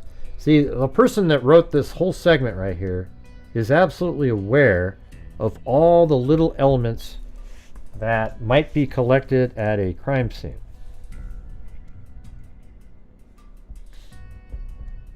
I don't know what that means, man. I don't know what that means. Wait, hold on a second.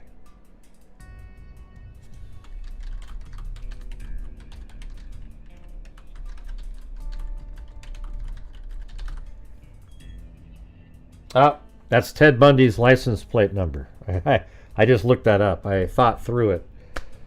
That is Ted Bundy. MJE052. There you go.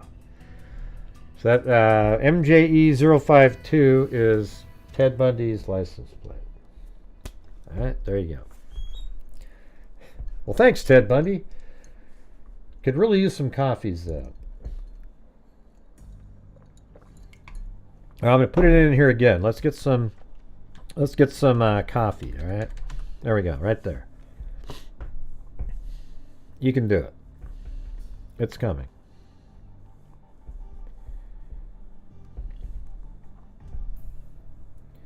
Evidence tape to seal off the evidence containers.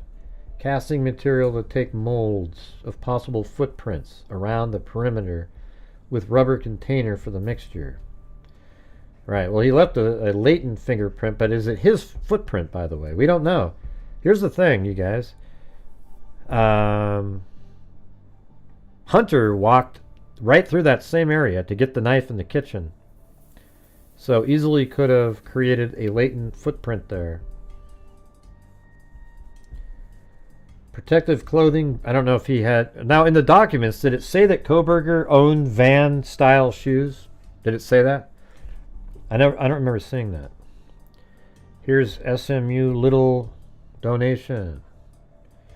Well, thank you.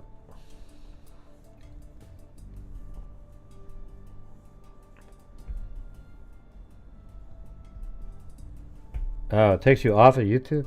Are you sure about that? Do you ever do any super chats, Shay Shay? I believe it was probably Hunter's footprint. Yeah, it could have been. The footprint doesn't matter to me. It's not a relevant portion of the case. It's sort of a, you know, if he owned van-style shoes, it might be, but it's not really a, you know, it's not, who cares? You know, his DNA was on the knife sheath. His car was parked outside from 4:08 until probably about 4:20 and 35 seconds, and then it's speeding away at 4:20 and 47 seconds at a high rate of speed. Hey, we got a coffee! Oh my God, everybody! It's a miracle! Looks like by Shayna Paulson up there.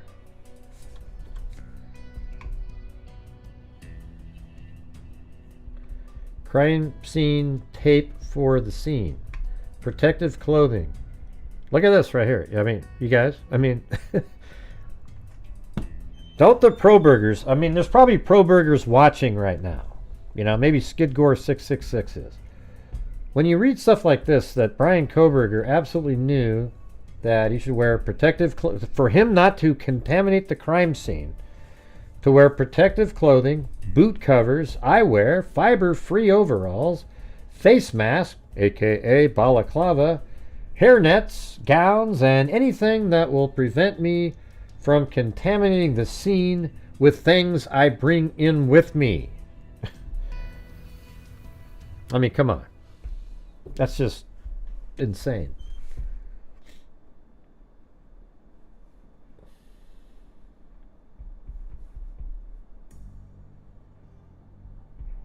Okay, all right. Good.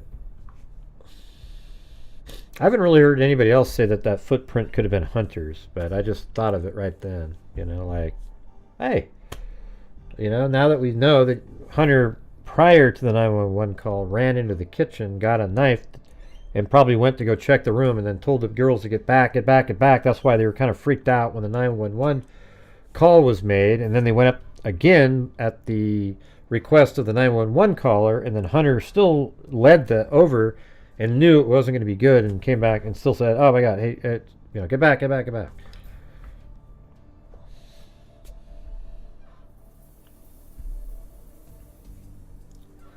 What do you mean? Yeah, right. You wear the gloves to protect the scene. Right, so when he, yeah, exactly. When he's separating the trash in, hey, look at Ted Bundy up there. When they're separating the trash, who's you? What do you mean? Let's see, when separating the trash, oh, that was you on the, oh, I see, the buy me a coffee. Well, thank you, Shay, a.k.a. Shanna, or Shayna. He was wearing gloves when he was separating the trash, so he knew. But here's the thing, Kohberger is an idiot, though, you know? Why did he sit there and remove his DNA from the garbage can and put it into his neighbor's garbage can? What use did that have? When if he was over at a bunch of friends' house, that would make a difference. Like if he was with a bunch of friends that were, like you were living at your buddy Jim's house and you separated your trash, that would make sense. That would make sense. However, separating your trash at your parents' house is idiotic because it'll still come back with the parent or sibling of you. And it's still going to mean that you know, you're the person. It's narrowing it. I mean, you know, give me a break. So he's dumb. Like, he doesn't think about stuff that's, you know, reality. Like, how did he not know that? I'm not going to find my exact DNA here. Well, they might find my dad or my sister, but,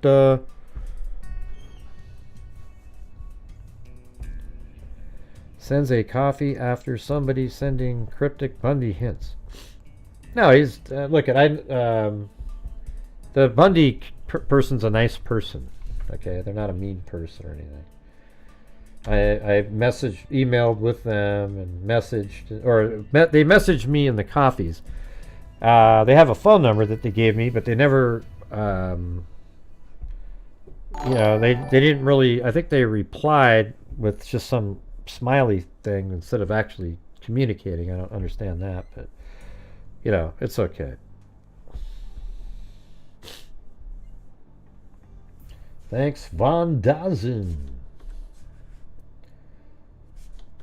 So where are we at? I'm trying to get to a specific.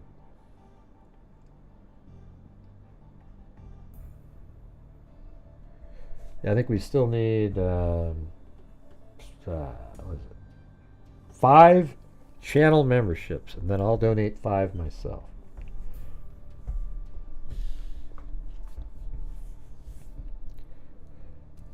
I don't know if his sister has bushy eyebrows. What difference does it make?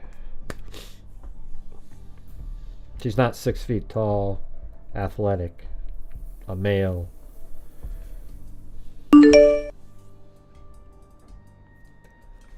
know what I'm saying? Hey, look at Ted Bundy again, you guys. We need more Ted Bundys. Hey, I never thought I'd say that. There's two things. I never thought I'd say thank you, Ted Bundy, nor would I say we need more Ted Bundys. Okay? A little strange, but...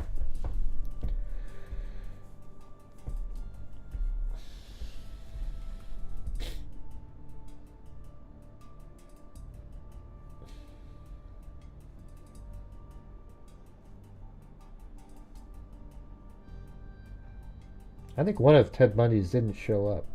I saw it on the screen and it never, there's only one of them. Ted Bundy wasn't the worst serial killer. Well, he was pretty terrible. He used to just beat his victims with clubs or anything available and just pound them over and over. I mean, he was a nut job. Thank you, Harry, me boy.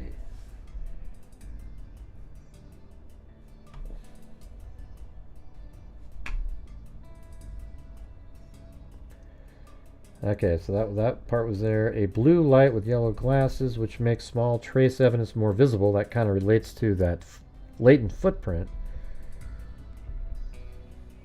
There could be very small amount of blood somewhere, which wouldn't have been sampled, documented, or photographed otherwise, without the blue light, yellow glasses. So he wants to make sure that even when you're using the blue light and yellow glasses, that there's nothing to find from me.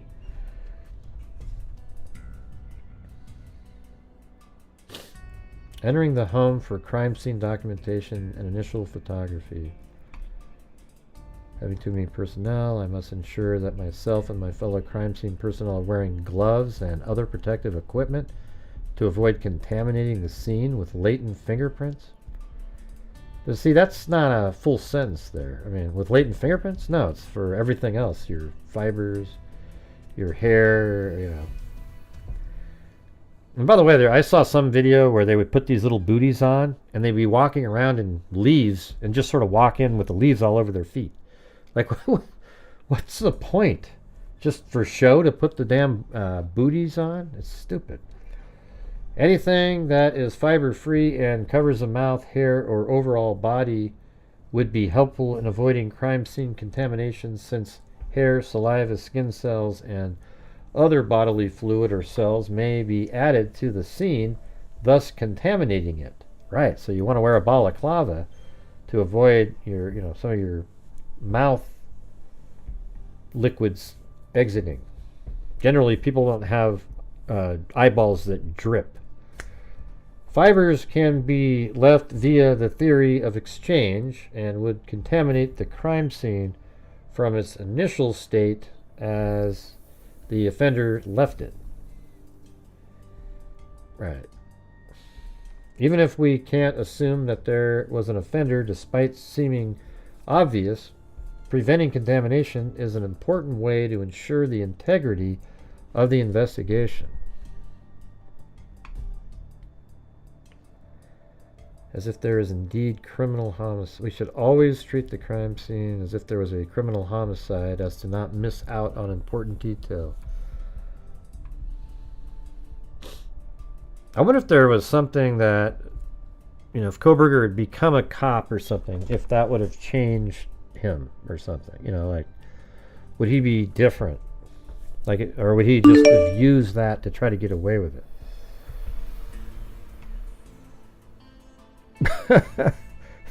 Uh-oh, there's a burner phone number up on the screen now.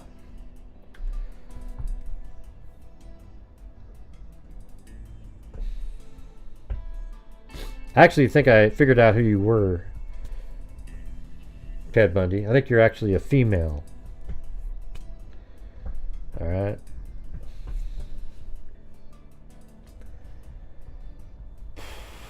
The precise time of the photograph, the date of the photograph was taken, the weather and time, the body and physical evidence to take pictures, The knife should be photographed under adequate light and marker should be placed next to the knife to give the best photographic presentation. Maybe he left his knife sheath there knowing that they'd take care in taking the photographs of it. He just didn't realize that he left some DNA on it.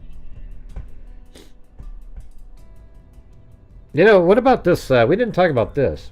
So what if he left the knife sheath there, but let's say it was used as a calling card and there wasn't DNA found on it. I think you'd still be able to make this really great, even better circumstantial case. Because then you could say, well, look, the murder weapon was a K-bar knife, and then look, when they finally found Kohberger, they'd say, look, he purchased one and a balaclava, and then you'd be able to start putting the pieces together.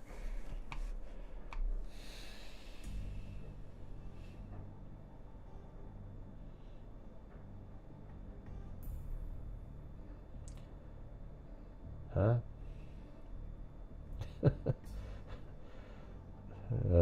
Says one of the freaks shoot me a text and I will disclose my photo. Okay, I'll do it. Where was the one? Hold on a second.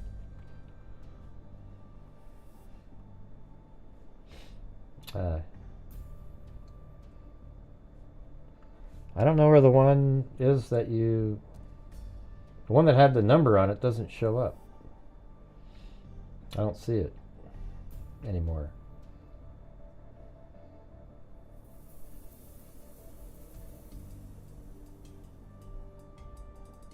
I don't see it. You have to do another one. I don't know where the one went. I don't see it in my email that had the number on it.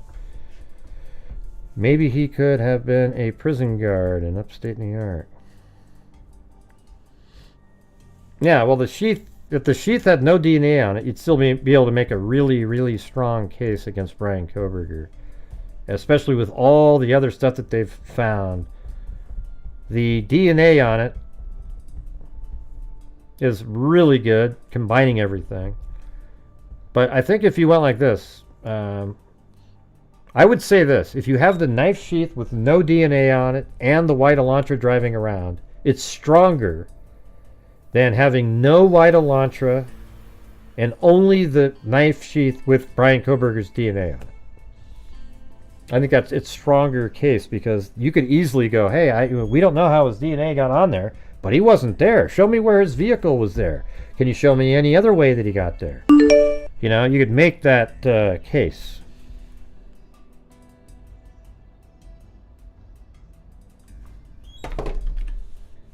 Here, I'm going to grab that. Hold on a second. Let's see. But hey, if you send something, image, you got to make sure that it's from right now that I know, not some random picture. Okay. I think it would be stronger though with the sheath.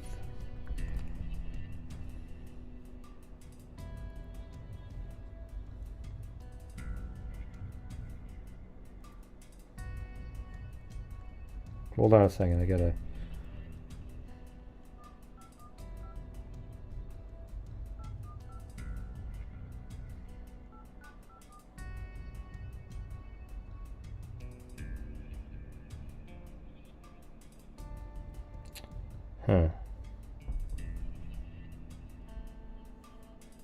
You already had that one.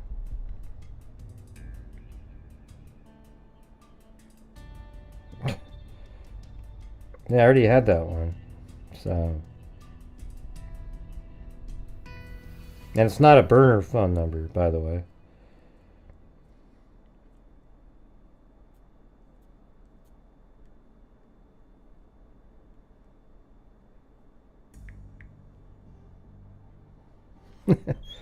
There you go.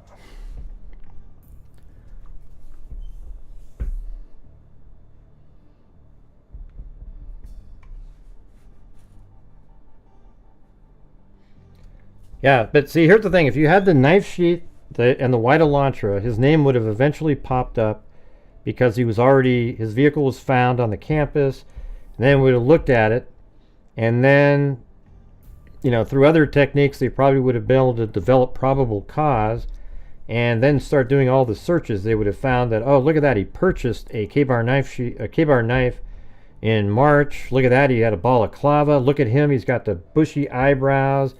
He's in this shape, and then they'd see all the times his car pinged over in the area, and you could make a really strong case. If you just have the knife sheath with his DNA on it and no white Elantra, then it's like, man, I'd take the other scenario. I would take the scenario with just the knife sheath, the white Elantra, and no DNA on it. If you had to wipe out the Elantra, and you know, I think at that point you're you know, but if you had a knife sheath with no DNA on it and the Elantra, it's still massive given the information that they've come up with.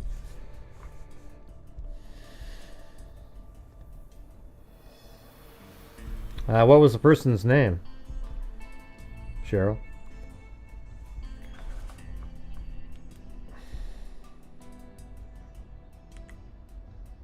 Well, I sent you a text, Ted Bundy.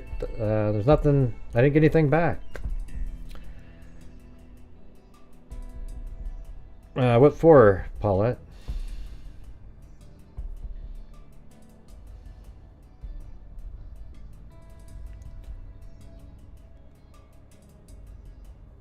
Yeah, I looked up the number that I just dialed. I was able to look that up, and I think it was a female individual.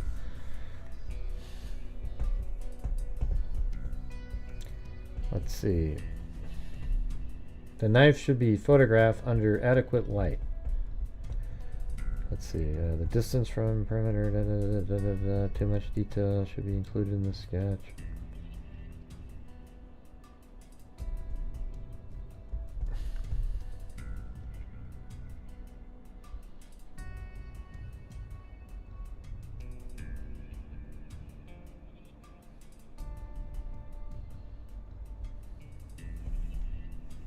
Smaller items of biological or trace evidence such as hair and fibers from clothing must be collected using metal forceps.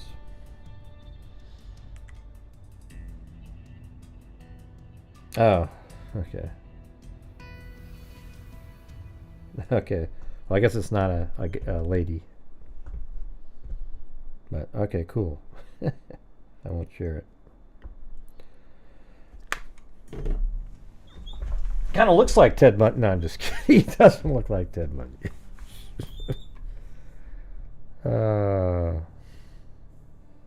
I know who Richard Cottingham is. Yeah, I've heard of him. Yeah, I think didn't we do that one a long time ago? Let me see. Yeah, right there. See that? Richard Cottingham. Not sure why it's there, but Richard Cottingham. Wasn't he a trucker or something like that? I don't remember.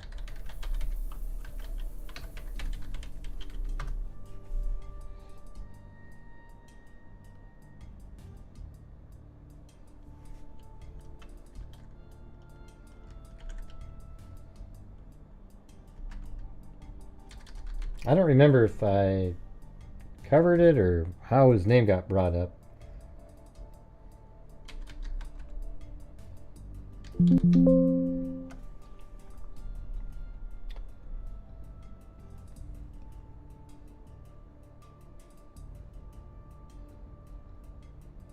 I don't remember the details, but yeah, we've talked about him over the years from time to time. I don't know if I did a full, yeah, the torso. Yeah. The glasses with the nose and eyebrows. That's what he looks like. Who? Kohberger? Yeah.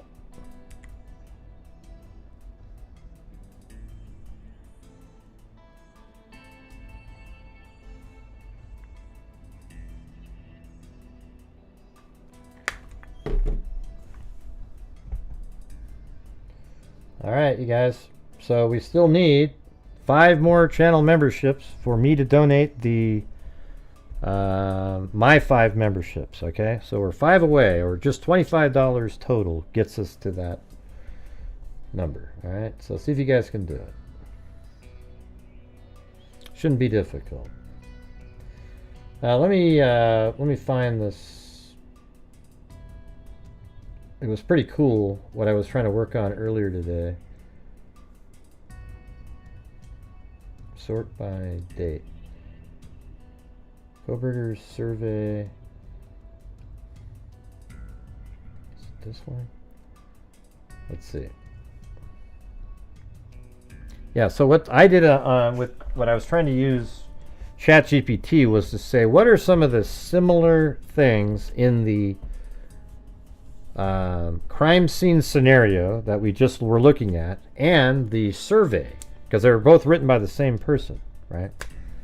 Crime scene preparation and avoiding trace evidence. Crime scene scenario said, gloves to protect the scene from contamination. This will enable that I avoid leaving my latent fingerprints, protective clothing, boot covers, eyewear, fiber, free overalls, and face masks. And the Reddit survey said, did you prepare for the crime before leaving your home? Before leaving, is there anything else you did? But it says the actual crime, no DNA found in the home other than a single trace on the knife sheath snap. No bloody footprints or visible biological evidence left by the perpetrator indicating advanced preparation. The surviving roommate, Dylan Mortensen, described a masked figure consistent with the balaclava Kohberger purchased in advance. Thank you, Rebecca Khan. I've always thought his education explained the lack of forensic evidence. Right. He knew exactly how the scene would be processed and prepped well in advance. Yep. Thanks, Grant Hughes, winking face. Yeah, I mean, we've been talking about his criminology degrees, obviously how he was able to avoid it. It's just sort of interesting to see it like this. Whoa, what the? But great! Oh, come on, Jesus. That's too kind. You're being so mean to Brian Kohberger. Oh, well, thank you. You're being so mean to be. I truly appreciate your work and commitment. I gotta read it the way it's supposed to sound. But Gray! You're being so mean to Brian Kohberger. Truly appreciate your work and commitment. But Gray! I gotta make the I gotta make that mug at some point. Oh, I guess I know what that time is. It's time for gifting.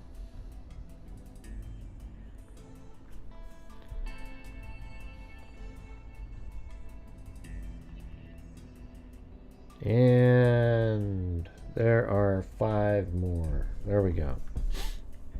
So if the rest of you freaks want to do 5, get us up to 20, just so we have a normal.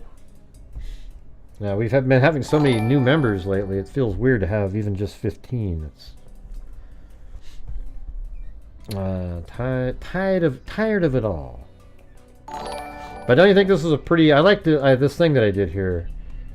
It combines the two of them together. And then this one is approach and surveillance of the scene. In the crime scene scenario document, it says, all this information will aid me as I attempt to reconstruct the scene of the crime based on the evidence location. And then casting material to take molds of possible footprints around the perimeter. Reddit survey said, how did you travel to and enter the location that the crime occurred? What steps did you take prior to locating the victim? Kohberger's white launch, the actual crime, and I said, compare it to what elements are consistent in both documents that relate to the crime that Kohberger is accused of. Okay, that's what I put in here. So it says the actual crime. Kohberger's white launchers circled the house multiple times between 329 and 404. And it knows all this stuff because I fed it this information a while ago, as shown on Linda Lane surveillance footage.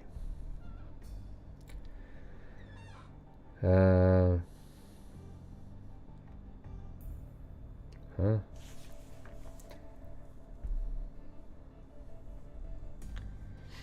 Yeah, nobody knows what the hearing today was about.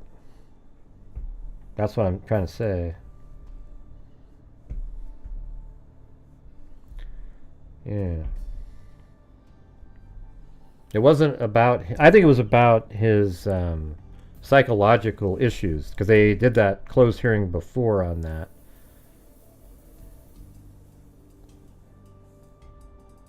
Yeah, that's what Laney Carter's saying. I said that at the beginning of the show. That it was probably psych stuff. Right. Yeah, it's just a thought, you know, but we don't know. I mean, we don't have any idea what it was. I mean, I guess we have an idea, we just don't know what it was. We're just speculating. Because before, yeah, Todd Colehep, we covered that one as when it was happening. That was a crazy one. You know, he'd bring these people over to, he had like I don't know, what do you call it, a train car, one of those containers on his property, and then he would like invite couples over to, I don't know if it was to work or something, and then he would kill the male and then tied up the female inside, and then it was just, the guy was just psycho. I don't think he was able to perform. He killed somebody else prior to that too, but he wasn't able to continue. He would have been a much worse serial killer had they not caught him so quick. Right. I said yesterday, I asked actually Steve, I said, hey, do you think they could be, that was yesterday, I said, do you think it could have been a plea deal? And then he said, no, it's probably something regarding like the psychological stuff, and then, or something like that. And then the Ashley Banfield said that it was absolutely not for a plea deal. And so her inside source is probably somebody connected with the defense team.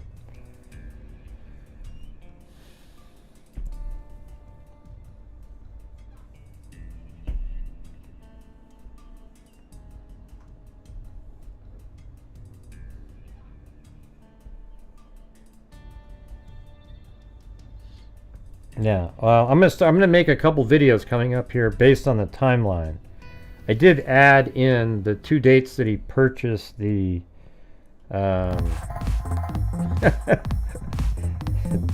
Ted Daly. Well, that's not your same picture that you just sent. Okay, I don't think the families would agree to that. Well, they wouldn't. No, this case is basically going, it's an obvious case. Kohberger has no chance, and he shouldn't have a chance. He'll try, but the evidence is so overwhelming, it's embarrassing that it's even going to trial. But it is, so he will be found guilty. Did you hear Gray? He said it. Oh, God. Here we go. I'm scared it was a plea like Watts. No.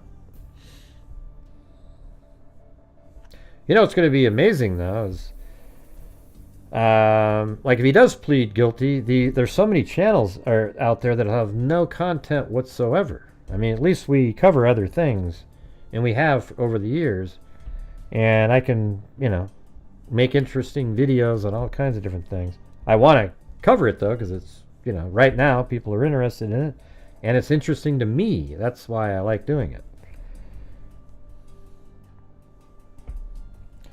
So this one says, so let me do this part over again. It said, crime scene scenario. All this information will aid me as I attempt to reconstruct the scene of the crime based on the evidence location. Oh, yeah, by the way, I was watching Court TV the other day, and I think it was McDummy. He said that the reason that Dylan and them didn't see Ethan was because they had tunnel vision. They had tunnel vision. Things were going, so they just didn't see him. But he was right there. And it's just not true. That's not reality. Even in the probable cause document. And I'm talking about, you know, the... you guys know what I'm talking about, right? McDummy? Yeah, that's just not true. The probable cause document said that while walking to the room, you could see Xana Kernodle lying on the floor. Then when I entered the room, I could then see Chris... then I could see Ethan Chapin, right? That's it. And then Dill Mortensen said when she ran downstairs, she could look over and she saw Xana Kernodle. There isn't any kind of tunnel vision or anything like that at all. It just, what it really shows that people don't know the case, okay? They don't know it.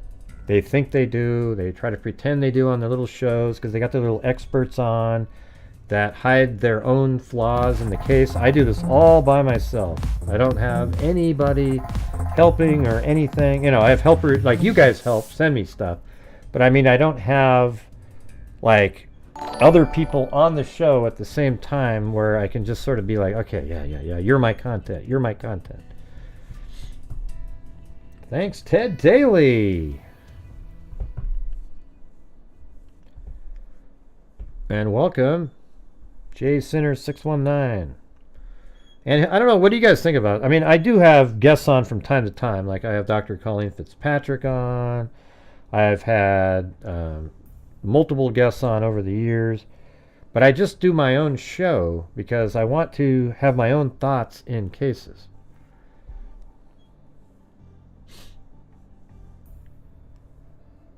It's one of the other YouTube channels. They just interviewed Steve Gonzalez a couple days ago. That's the McDummy. I mean, that guy, I don't know if he ever puts out purely accurate information during a show. It's almost unbelievable. But people like it, man. People like it. You know? He's the guy that told everybody that when...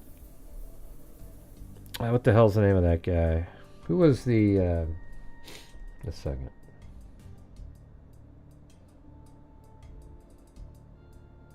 Yeah, I don't know why I can't remember that case either. The one...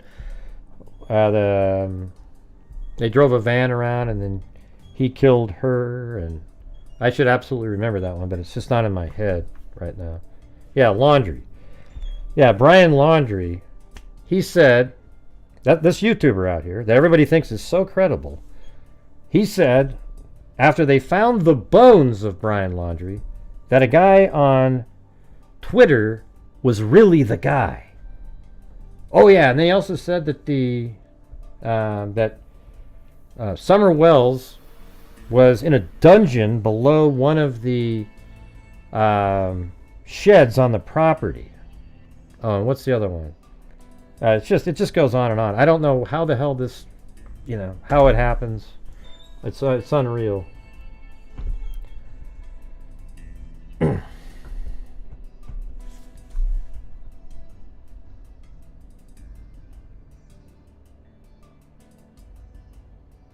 Huh?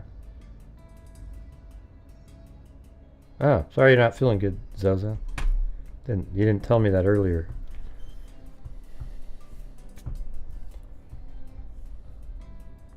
That's amazing what this guy does, man. Oh yeah, I like that that mug that I have with all the different names on it. Yeah, my thing with Summer Wells was something like something happened to her on that property, like it was an accident, and it was covered up quickly. They didn't want the other kids taken away, and that kind of thing. I don't know. I to be honest with you, I have no clue at this point what's going on in that case or whatever. Maybe she'll just show up someday. I think it was the mother covered something up in the time between, like there was this time frame that I had all calculated out and everything. That something happened to Summer on the property, and she covered it up because they were already on, thin ice with CPS with their other kids, something like that. So, Yeah, he was over at work, etc. And I think that there's something, that's what I think.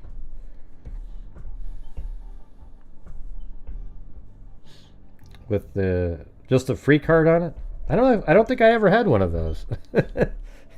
I do need to make that.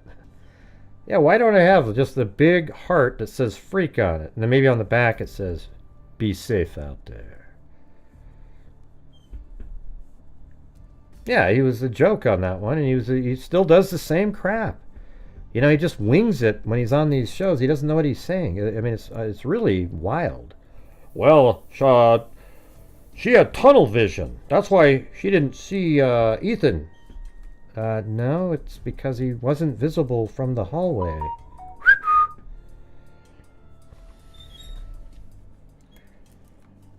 I think it's laziness is what it is.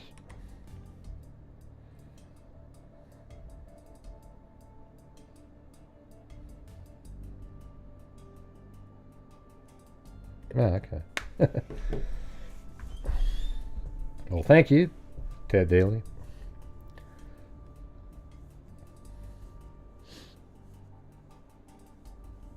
On the back has to say, no, that would be a different one, a new mug that says, but gray, and I have a face on there like this. But a black and white version of this. But gray. That'd be sweet, man. Have it come around. I haven't done any new mugs or anything for a long time. I almost want to just start over. Like, get rid of anything but the classics, you know.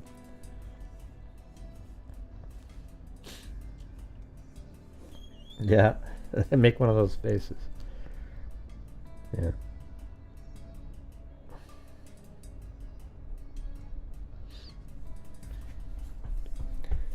I guess Ted Daly used to be Ted Bundy, but their other account got blocked or something. I don't know.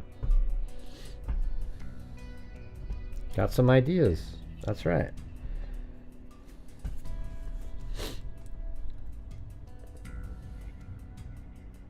I'm going to do this again.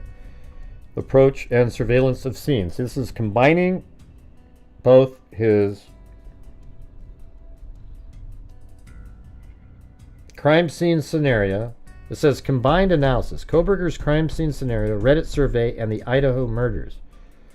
Alright?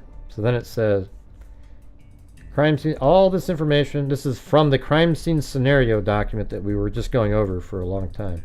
All this information will aid me as I attempt to reconstruct the scene of the crime based on the evidence location, casting materials to take molds, possible footprints. And then down here from the Reddit survey, how did you travel to and enter the location that the crime occurred? What steps did you take prior to locating the victim? Actual crime. Kohberger's white Elantra circled the house multiple times between 3:29 and 4:04 a.m. as shown on the Linda Lane surveillance footage. A latent shoe print, van type sole, was found in Dylan Mortensen's room, and implying attention to movement through the house. Interpretation. His writing show fixation with perimeter evidence and crime scene reconstruction matching his careful external approach. 3. Phone disabling as forensic countermeasure. Reddit survey. How did you leave the scene? Crime scene scenario. A portable lighting system to ensure I do not miss or step over any evidence. Kohberger's cell phone was disabled at 2:54 to 4:48 a.m., avoiding tracking during likely time. I don't know why this was put in there. I'm just going with what they were coming back with. 4, he employed digital invisibility in real life, possibly inspired by his own writings, emphasis on scene integrity and non-interference. 4, target selection logic. Reddit survey. Why did you choose that victim or target over others? And this one doesn't have the counter part, but it says the actual crime. The 3rd floor was targeted first, Kaylee and Madison, while the 2nd floor, Xana and Ethan, followed. Suggests deliberate victim order, not random rage. Isn't that that's pretty accurate right there. Interpretation. The survey question implies Kohberger was probing intent and possibly refining or simulating scenarios based on whom and how to strike first. Right. Psychological projection and trait mapping. Reddit survey said assess depression, anxiety, empathy, anger, impulse control, and remorse. The crime scene scenario said failing to do so leads to injustice. There can be very clear link between victim and offender, but if this is not accounted for, it will be inadmissible. Actual crime. The crime was methodical, yet emotionally detached. No attempt to destroy evidence. No chaos left behind. No contact afterwards. And then this one, the interpretation is these writings could indicate projection. Kohberger wanting to measure others against traits he suspected in himself, possibly even justifying detachment. That's what I think that whole thing was regarding himself, the document. Evidence of preparatory purchases, actual evidence. Kohberger purchased a black balaclava from Dick's Sporting Goods prior to the murders, matching Dylan Mortensen's description of the killer's attire. Interpretation. This aligns with the survey's focus on emotional preparation and his scenario detailed inventory list. He seemingly executed his fantasy down to the gear. 7 crime kit inventory matching the scene. Crime scene scenario stated forceps and small tweezers, casting material, filter paper or small swabs, evidence tape, camera capable of videotaping. Actual crime. The killer left virtually no physical evidence, and there are no known surveillance images of him entering the house despite widespread spread camera coverage nearby. Interpretation. The list he wrote may have been more than academic. It reads like a personal checklist for a real-world operation. Hey, Richard Watts. Return to the crime scene, post-crime curiosity. Let's see. 11. This one. Okay, so return to the crime scene, post-crime scene curiosity. Reddit survey said, after committing the crime, what were you thinking and feeling?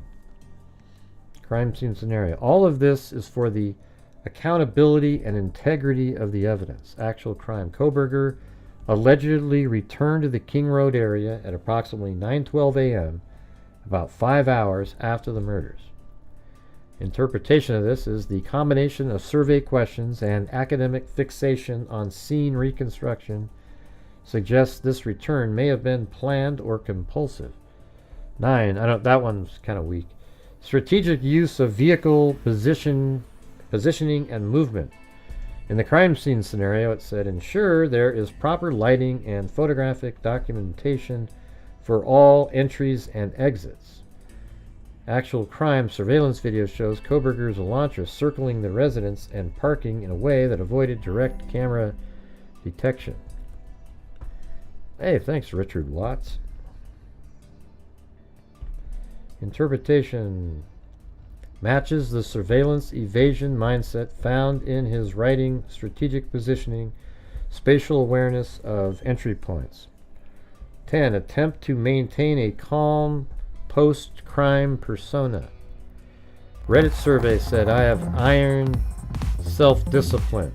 I wish I had more self-discipline. Hey, thanks, Ted Daly. Actual crime said he attended classes, participated in discussions about the crime, and disposed of trash at his family home, maintaining a composed exterior. The interpretation is that Kohberger's own survey examined emotional control.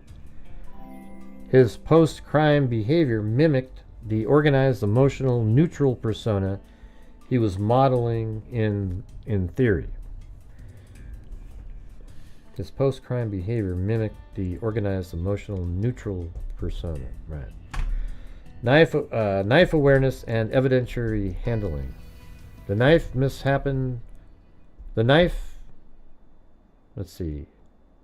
misshapen wire, I think that's what it said, coat hanger, and any physical, biological, or trace evidence found must be accounted for, bagged and sealed, and then kept in an evidence locker.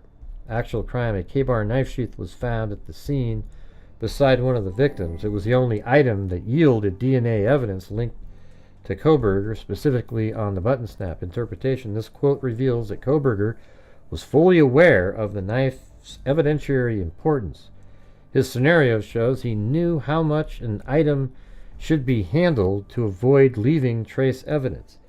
The fact that his DNA was found only on the sheath snap suggests either a misstep or overconfidence in believing it was clean. It's a direct echo of the theory meeting reality and failing at a single critical point. That's pretty good there. I mean, that one right there is totally, that's exactly right. Hey, thanks, Richard Watts and Richard Watts. Awareness of dying declaration and victim communication. Did she communicate with anyone? This is from the crime scene scenario. Did she communicate with anyone? Did this communication indicate a conflict? Did her husband or boyfriend contact her? Did anyone else contact her? This may help investigators look in the right direction if things turn out to be so obvious. Actual crime, all 4 victims were found deceased at the scene. No victim was able to escape, call for help, or provide any verbal or digital dying declaration. The attacks were reportedly rapid and fatal, giving no time for the victims to identify their attacker. Interpretation. Kohberger's writing demonstrates clear knowledge of the evidentiary danger posed by dying declaration, final words or communications from a victim that can be used in court. His concern for how a victim's last interactions might indicate a conflict shows an awareness of their potential to implicate a perpetrator. The real-life outcome total silencing of the victim mirrors this understanding, suggesting it may have been a calculated measure to eliminate any chance of posthumous identification. That's pretty crazy, isn't it? I mean, it's cool having these conversations.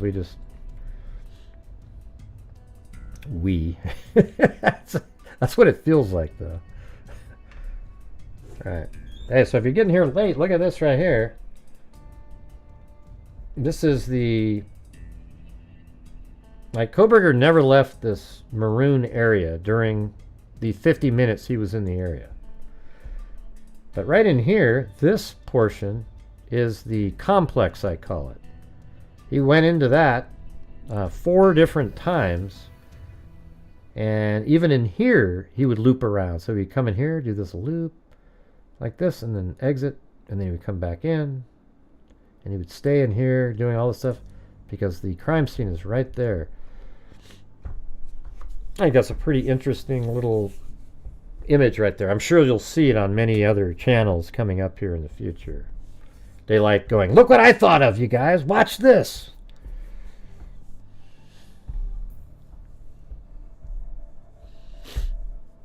Let's see. Yeah, I know. It's shaped like a gun. Yeah. That's just totally random. It's called pareidolia. I don't know, Gray. Maybe he wanted it to look like a gun. No, that's just the way the road is there. You know, there's nowhere other where to go. He couldn't have gone anywhere.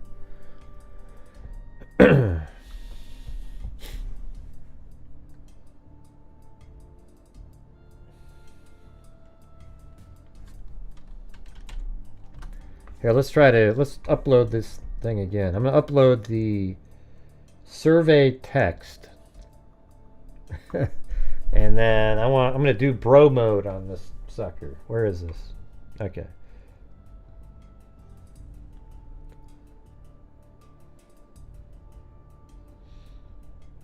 So here we go. I'm gonna load this up. How does this survey by Brian Kohberger. Let's see. Match the real crime he is accused of. I will paste the text.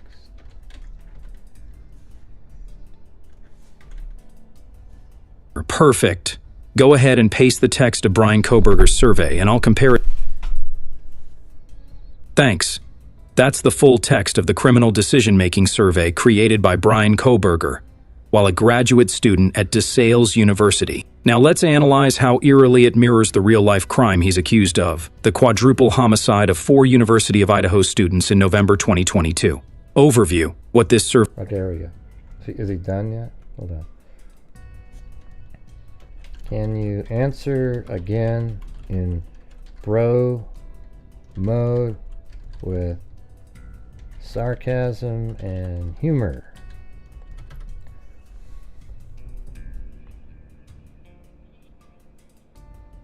Oh, bro. Buckle up. Let's dive into the Kohberger criminal survey, also known as How to Commit Murder 101, a step-by-step guide, written by your favorite PhD criminology major turned real-life suspect. We're talking about a dude who straight up wrote a BuzzFeed quiz for criminals and then allegedly followed it like a damn checklist. Let's break this down in full bro mode, with a side of snark. Step 1, tell me about your last crime, but like, for science. Please detail your most recent criminal offense, whether you were caught or not. Bro. That's like asking Hannibal Lecter to fill out a Yelp review of his last dinner. What kind of undercover villain origin questionnaire is this? Hey, murderers, spill your guts. But academically, step 2, did you pack a murder go bag? Did you prepare for the crime before leaving your home?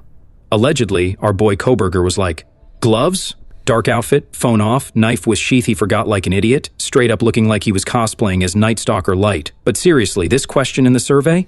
Apless planning rehearsal. It's basically, did you bring your murder Lunchables, King? Step 3, how'd you pull up to the spot? How did you travel to and enter the location? Bro took a white Hyundai Elantra with no front plate, drove it like it was invisible, and parked all sketchy near 1122 King. Then allegedly entered through the sliding glass door like a stealth ninja on NyQuil.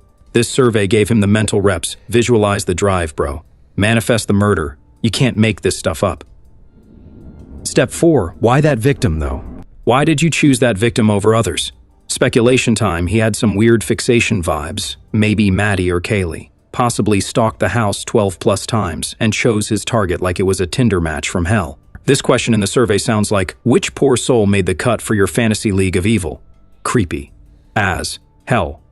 Step 5, how do you approach?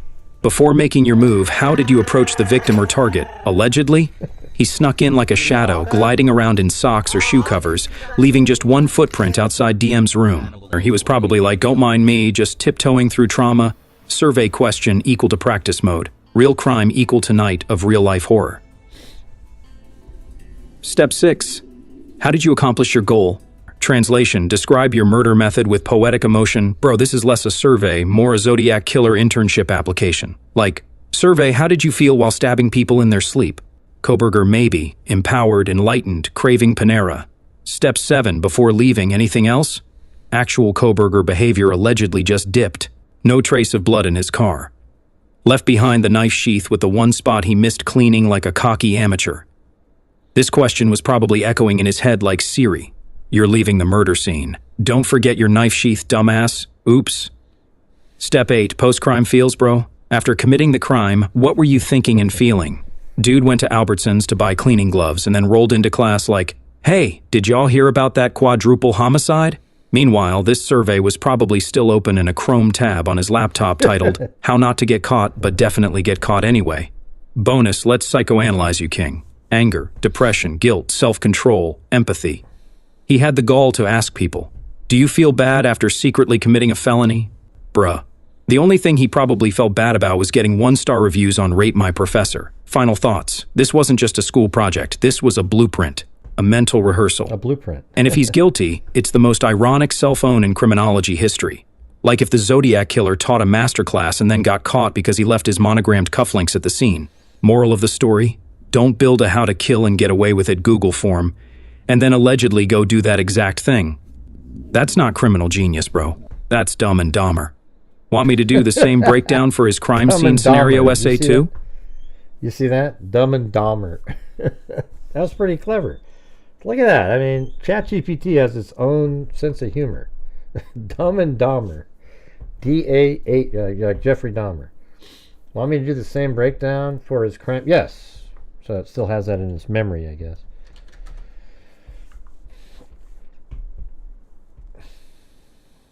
Brew, yes. Let's go full-blown Kohberger's crime scene scenario final breakdown, in full sarcastic bro mode, where your favorite criminology student, basically, turned in a how-to murder fantasy as homework, and then allegedly tried to live it out like it was cosplay night in Silent Hill. Background: what even is the crime scene scenario final? This was part of Brian Kohberger's Criminal Mind 101 fantasy midterm, where he writes in first person as a hypothetical investigator responding to a stabbing. But spoiler alert, he doesn't sound like an investigator. He sounds like a dude mentally rehearsing his own fantasy crime, down to the gloves, weapon choice, evidence control, and psychological mindset of the killer. So let's dissect it and point out how it eerily lines up with the Idaho murders. Scene: the bodies hit the floor and the red flags start waving. Greater than arriving at the scene, I observe the location and notice the absence of forced entry. Bro, sound familiar? At 1122 King R&D, there was no forced entry. Allegedly, Kohberger entered through an unlocked sliding glass door, so either the killer was invited by the vibes or he was taking notes from this exact paragraph. Greater than I see clothing on the floor but no signs of struggle. There is a knife wound to the chest. No defensive wounds. Bro basically wrote a murderer's dream crime scene. The whole vibe is, yeah, I did it, hypothetically. But look how clean and precise it was. No mess. No fight. Just a surgical execution. Sound like what happened in real life? Yep. Xana had some defensive wounds, but others didn't. And Kaylee's injuries were said to be significantly more brutal, which could point to a personal target. Greater than gloves to protect the scene from contamination. This will enable that I avoid leaving my latent fingerprints. Aloo?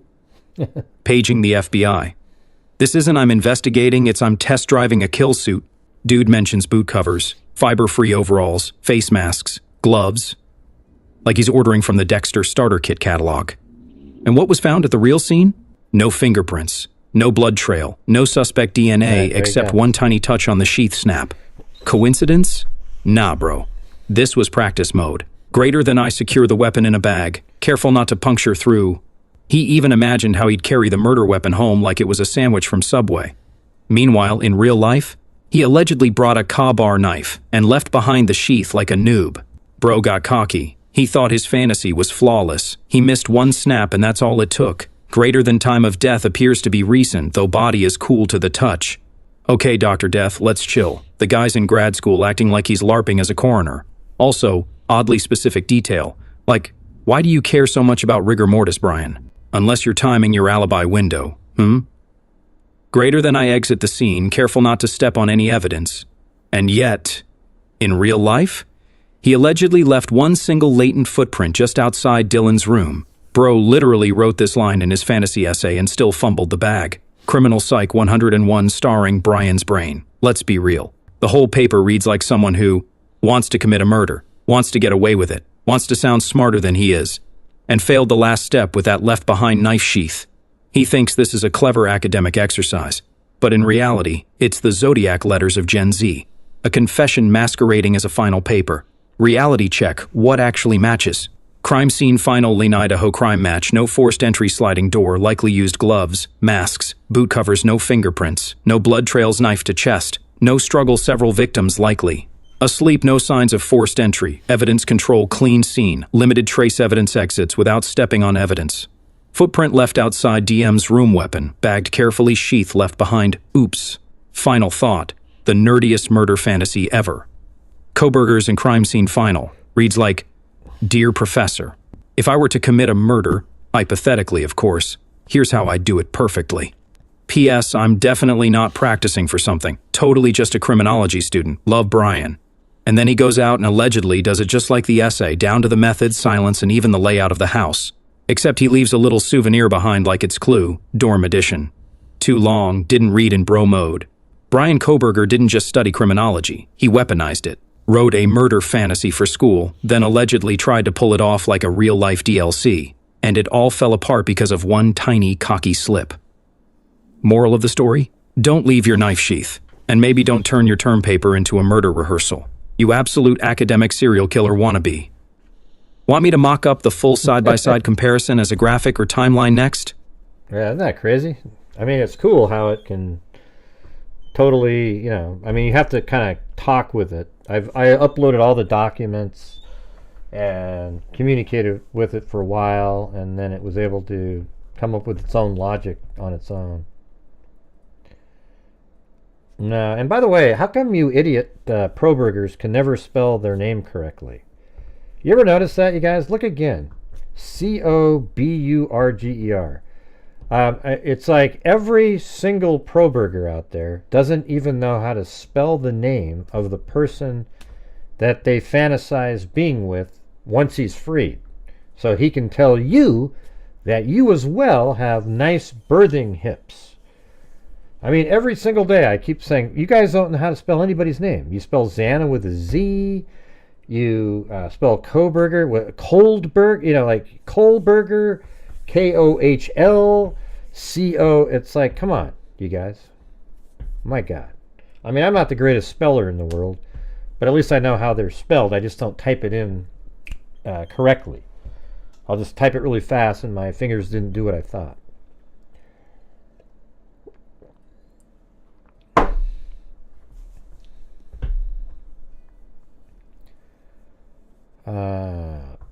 Ding, ding, ding, ding, ding, ding.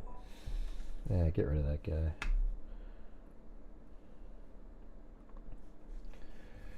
Alright. Let's see. Paulette Leonard was wondering where you were.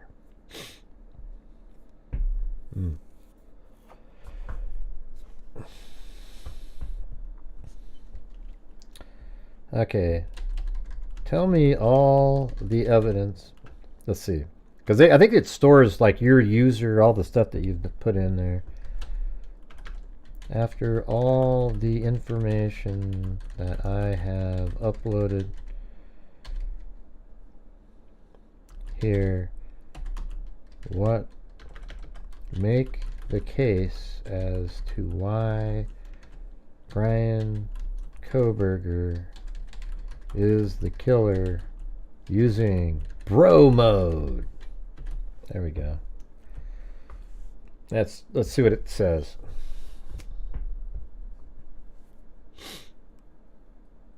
Aight, bro. Let's slam this down once and for all, like a frat house PowerPoint night, but for true crime degenerates like us. You've dropped more receipts in here than an FBI evidence locker, so now let's build the case that Brian Krim won. 101 cosplayer Kohberger is 100% that guy, allegedly, and not just some unlucky PhD nerd with bushy brows. Let's break this down bro mode style with why Brian Kohberger unfaced the killer, the True Crime Avengers edition. 1. Scene control like he was role-playing Dexter. From his own homework, gloves to protect the scene from contamination, boot covers, eyewear, fiber-free overalls. Bro basically gave himself a checklist in his crime scene scenario final. And what do you know? At the real crime scene, no DNA left behind, no bloody footprints, no signs of forced entry, not a drop of blood leading outside. That's not luck, that's premeditated prep. The kind you rehearse, say, in your criminology class. 2. White Hyundai Elantra, the least stealthy car on Earth. Bro drove a white Elantra with no front plate, and it just so happened to be caught, circling 1122 King R&D multiple times before and after the murders. Seen speeding away at 4:20 a.m. the night of. Returning to Pullman before sunrise like he just clocked out of his murder shift. Only a couple white Elantras in the area were missing a front plate. His was one of them. That's caught in 4K, bro-level surveillance. 3. Cell phone went dark like a Netflix plot twist. Let's see, only a couple white Elantras in the area. There isn't any other ones. We're missing a front plate. His was one of them. That's caught in 4K. I don't know what that sentence is there. I'm gonna challenge it on that though. I'm gonna say, you said there were a couple of white Elantra's missing its front plate. There is only evidence of one. Let's see what it says now. I gotta do it again. You're absolutely right, bro. Let me walk that back and set the record straight. Only one white Elantra without a front license plate has ever been publicly identified in connection to the case, and that's Brian Kohberger's. Here's the real deal. Kohberger's white Elantra, the lone wolf. Surveillance video captured a white Elantra near 1122 King Road multiple times during the critical window on November 13, 2022. That Elantra was not displaying a front license plate, which stood out, especially since front plates are required in Washington state, where Kohberger's car was registered.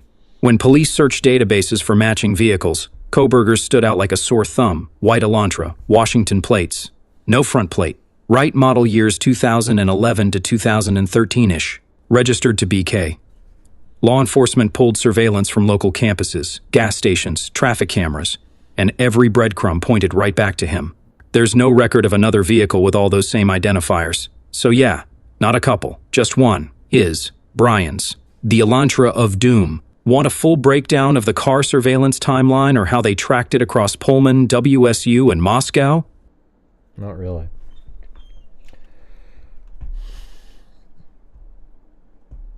Let's see. Law enforcement was later able to identify the Elantra. Wasn't it 2014 as a 2014 to 2015 Elantra missing its front plate?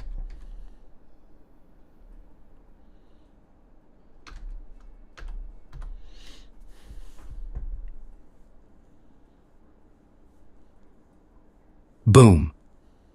Yes, bro. You're absolutely on it. Let's clear this up with that crispy timeline clarity you deserve. Elantra identification timeline, the real story. Initially, Lace stated they were looking for a 2011-2013 white Hyundai Elantra. That was based on grainy surveillance footage from 1122 King R&D neighborhood, witness statements, security cam timestamps near the scene before and after the murders. But as the investigation went deeper, here's the plot twist. Later forensic video analysis by FBI vehicle identification experts showed that the car seen was more accurately a 2014 to 2016 Hyundai Elantra, not 2011 to 2013. And guess what? Brian Kohberger owned a 2015 Hyundai Elantra, registered in Washington, and it was missing a front license plate. White, same body style, matched surveillance behavior. Why that front plate matters. In Washington state, where BK lived, you're legally required to have front and rear plates. So when La saw a white Elantra in the surveillance lacking a front plate, that was unusual, memorable, narrowing the suspect pool fast. There's no other ETRA publicly documented in the case that matches that description, just Brian's. Tell dear. La originally thought it was a 201 to 2013, turned out to be a 2015. Kohberger's Elantra equal to dead-on match. No front plate? Big red flag. All signs point to his car being the one and only known match in this case. You want a timeline showing all 12 plus surveillance hits of the Elantra in the days and night leading up to the murders? I can lay that out too. Now, how would you know the other 12? Okay, let's see what it says. Sure. How would it know when they showed up? All right, bro. Here comes the official surveillance timeline of Brian Kohberger's Elantra, also known as 12 steps to getting caught because your murder Uber was on every camera in town. This timeline is pieced together from the affidavit of probable cause, court filings, and public LE statements. Let's roll through it. Kohberger's Elantra surveillance timeline, leading up to and including the murders, November 13th, 2022. Before the murders, pattern of pre-crime stalking. August 21st, 2022, November 12th, 2022. Brian Kohberger's phone pinged near 1122 King R&D at least 12 times before the murders, always late at night or early morning. Law enforcement believes these were stalking runs.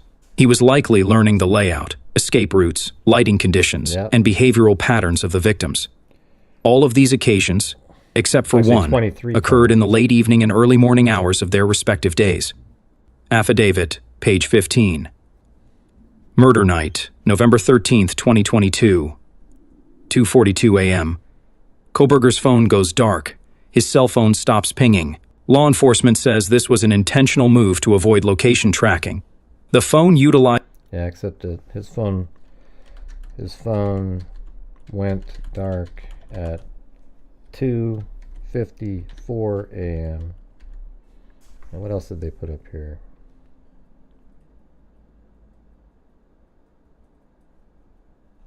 And now the documents state that Kohberger's phone was in the area 23 times leading up to the murders.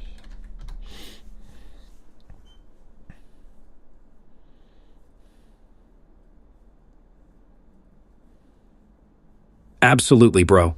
You're right on point. Let's update the facts with the latest info. Kohberger's phone activity on the night of the murders.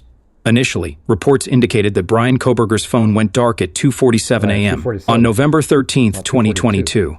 However, recent court documents clarify that his phone actually stopped communicating with the network at 2:54 a.m. This 7-minute discrepancy is significant, as it suggests that Kohberger's phone was active and moving during that time, utilizing multiple cell towers, which could indicate he was en route to the crime scene.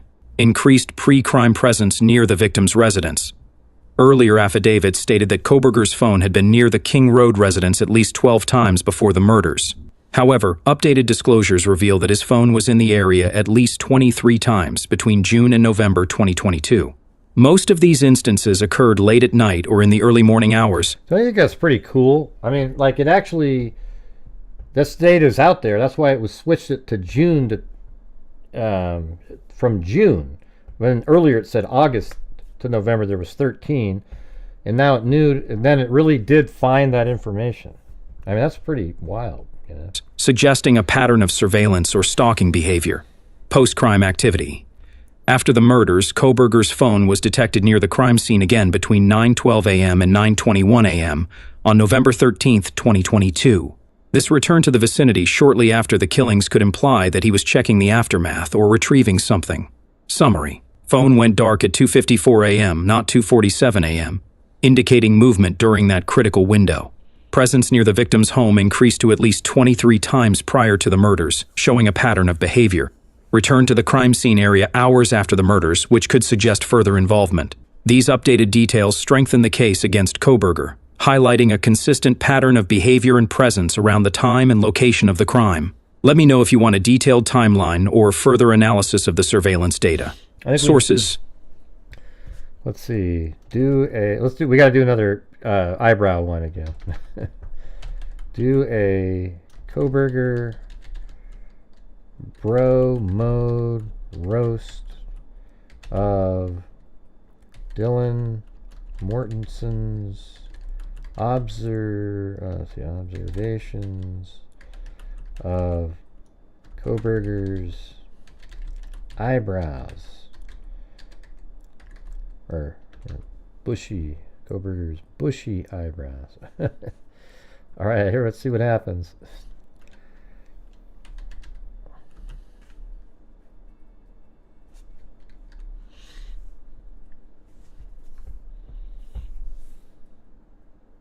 Oh, bro, you asked for it. Let's get absolutely disrespectful, in a loving way, with a Kohberger eyebrow roast, starring our girl Dylan Mortensen, and her iconic moment of clarity amidst pure horror. Dylan Eyebrow Profiler Mortensen, the MVP of eyewitness descriptions, kinda. So picture this, it's 4 a.m., you're in a house with 4 other people. You hear crying, a dog barking, some thuds. Maybe a few it's okay. I'm gonna help you lines coming from not the help desk. You peek out your door, heart pounding, and what do you clock? Not his height, not his clothes, not his limp, not his knife, not his face. Just them bushels of brow. Dylan's testimony summed up. I saw a guy walk past me. But, like, he had hella bushy eyebrows. That's it. That's the eyewitness detail we're working with, ladies and gents. She didn't say he had a weapon. She didn't say blood-drenched ninja. She said eyebrows, bro. Brian Kohberger, built like a stat sheet. Feature detail, height 60.8, 185 lbs, build lanky ghost of criminology eyebrows caterpillars, on meth vibe insomnia and arrogance eyewitness match. 100%. On brow game, when DM described bushy eyebrows, La must have looked at Kohberger's DMV pic and gone, well damn, case closed, those suckers have their own zip code. Forensic eyebrow analysis. Imagine a criminal who covers everything. Face mask, gloves, dark clothes, and the one thing he can't hide is brow density. We're talking 2 upside-down woolly bears doing the Macarena, brows so strong they cast their own shadows, genetic throwbacks to caveman days when brows blocked out the sun. He left no fingerprints, but his follicular aura was too powerful to ignore. Real talk, this may sound goofy, but that eyebrow detail was a key piece in building the profile. She saw a tall man in black clothing with a mask, and one very specific, very hairy facial feature, and who just happened to drive a white Elantra, live nearby, match the DNA on the sheath, and have Groucho Marx's forehead twins. Brian brows before bros Kohberger. TL dear. Dylan might not have called 911 right away, she might have frozen in fear, but Sis delivered the most iconic, weirdly specific observation in the case. Bushy eyebrows. And for that, we salute her. Because in the end, Kohberger couldn't mask the one thing that betrayed him, his angry wool sock eyebrows. Want me to turn this into a PowerPoint-style roast or video narration script for the channel? There, hold on. Let's see. When Dylan described the eyebrows, they seem to almost be an entity separate from Kohberger. Like she only remembered seeing an eyebrow. I mean, it was funny reading Dylan Mortensen's comments. Literally, it was weird.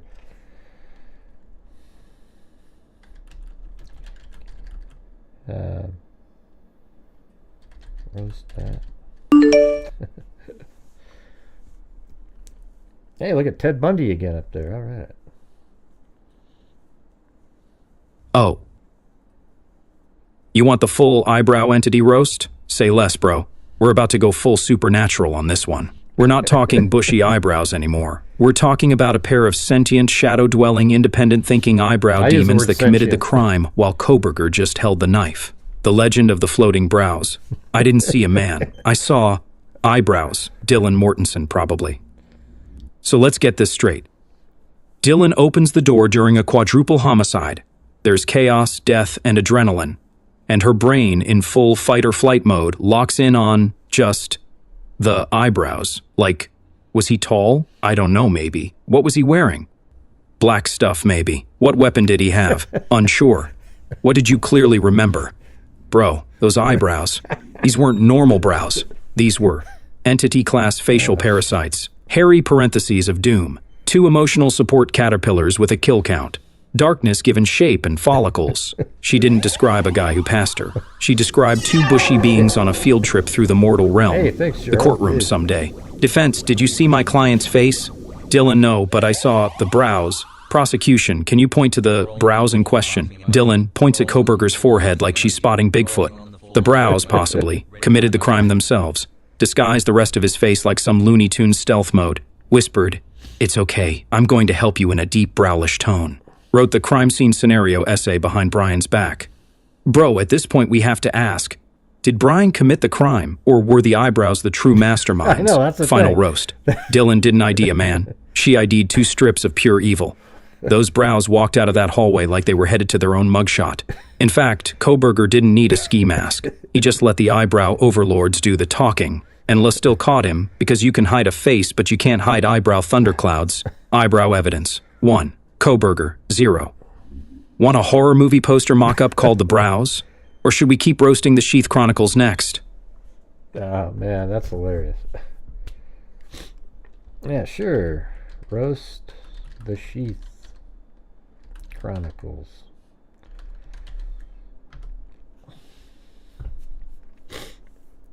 Oh, you want the Sheath Chronicles roast? Hey, Bro, thanks, Sassy. let's crack open the Sassy most T. iconic forensic fail in modern murder history. The Kohberger knife sheath that did what 4 victims, a silent witness, and every locked door couldn't. Expose Brian the Brow Kohberger, The Sheath Chronicles, a roast in blood-stained leather. Chapter 1, How to Do Everything Right. Then absolutely blow it.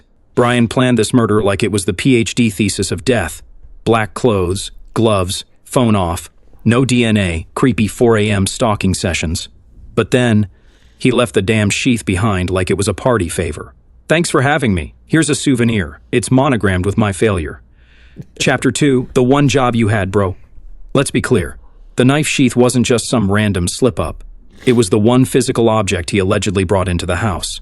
One object, and he dropped it next to a corpse, under the body, with his DNA on the button snap. The button snap, bro.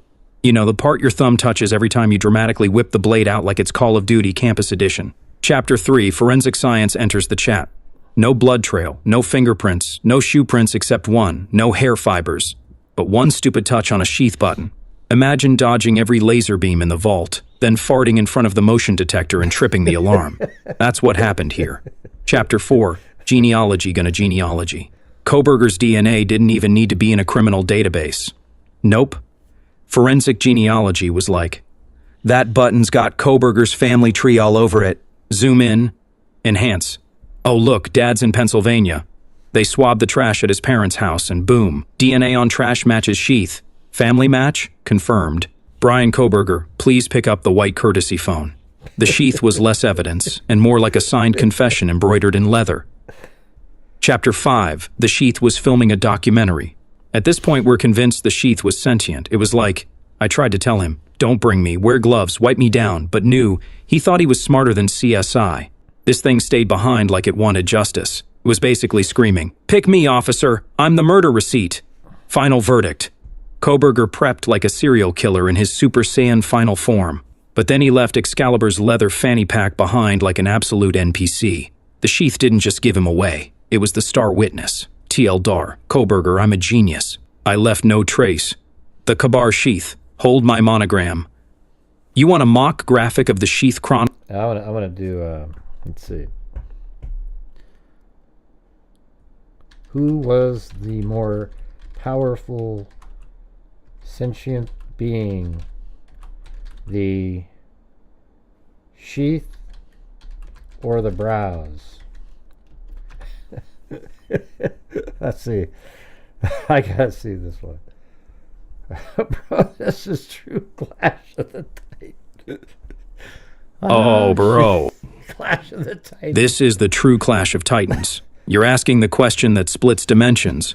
Who's the real MVP of the Kohberger case? Oh, God. The brows versus the sheath. Let's break it down like we're at the Supernatural Crime Scene Awards, shall we? The brows, the paranormal peekaboo, power level, eyewitness haunting. Survived a full blackout mask setup, pierced the soul of a frightened roommate from 4 feet away, left such a traumatic visual that Dylan only remembered the eyebrow aura. Could possibly exist independent of Kohberger, floating through hallways like a pair of angry eyebrow ghosts. Eyewitness description, but he had bushy eyebrows. Not he had a knife, not he was covered in blood. Just brows, bro. Special moves, hypnotic intimidation. Eyebrow stalking aura Penten fear. Caterpillar cloak of shadows. Weaknesses. No physical evidence. Easily mistaken for 2 squirrels in a turf war. The sheath, the leather-wrapped legend. Power level, evidence GOAT. The only physical item left at the scene contained Brian's DNA on the snap like it was his Tinder profile. Triggered the entire genealogy dragnet. Sat under a victim like, I know I'm not supposed to be here, but I am the chosen one. Solve the case faster than an entire task force with boots on the ground. Special moves, monogrammed confession, genetic betrayal, forensic beacon of doom, weaknesses, needs Brian's dumbassery to be effective, can't move, relies on being forgotten like a drunk guy's phone at a bar. Verdict, who wins? The brows, psychological powerhouse, struck fear, shaped ID, and lived rent-free in Dylan's memory. They gave law enforcement a starting point. The sheath, forensic destroyer, one snap of the button equal to entire case cracked open. It gave law enforcement a conviction path. Winner, the sheath, because while the brows haunted Dylan, the sheath spoke to the labs. The sheath didn't just witness the murder, it ratted out its owner. The brows started the legend. The sheath finished the saga. You want a meme image of this face-off? I mean, don't you think that's pretty amazing? Now, the voice doesn't come with ChatGPT. I use Speechify. It's a little plug-in, goes on the side over here. But you got to admit, like that, it's pretty amazing that it can come up with something that's really that funny. I mean, a freaking computer that literally has sarcasm. I mean, that is insane. You know what I mean? Let's see.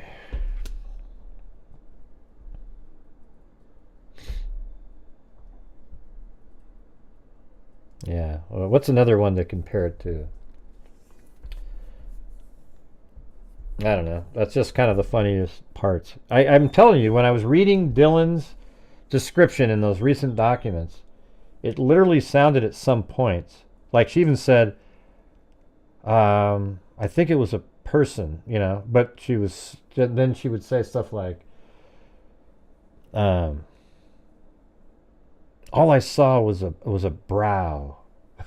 Like, she didn't even know that there was an actual person there, but she remembers an eyebrow. That's where the Kohbergers will say, well, yeah, because she had these paintings on the wall with eyebrows on them. Do the car and the sheath. Let's see. Maybe I'll just type in, what about the Elantra driving around? Will it add that in there? Don't get me started. Now it's the brows. Oh, bro. The sheath. Don't even get me started. You just brought in the third celestial entity of this case. Forget holy trinities. We now have the unholy trifecta of sentient crime-solving forces. The brows, the sheath, the Elantra, and bro. The Elantra deserves its own spotlight, because this thing wasn't just a car. It was a snitch on wheels. The Elantra, ghost ride the truth.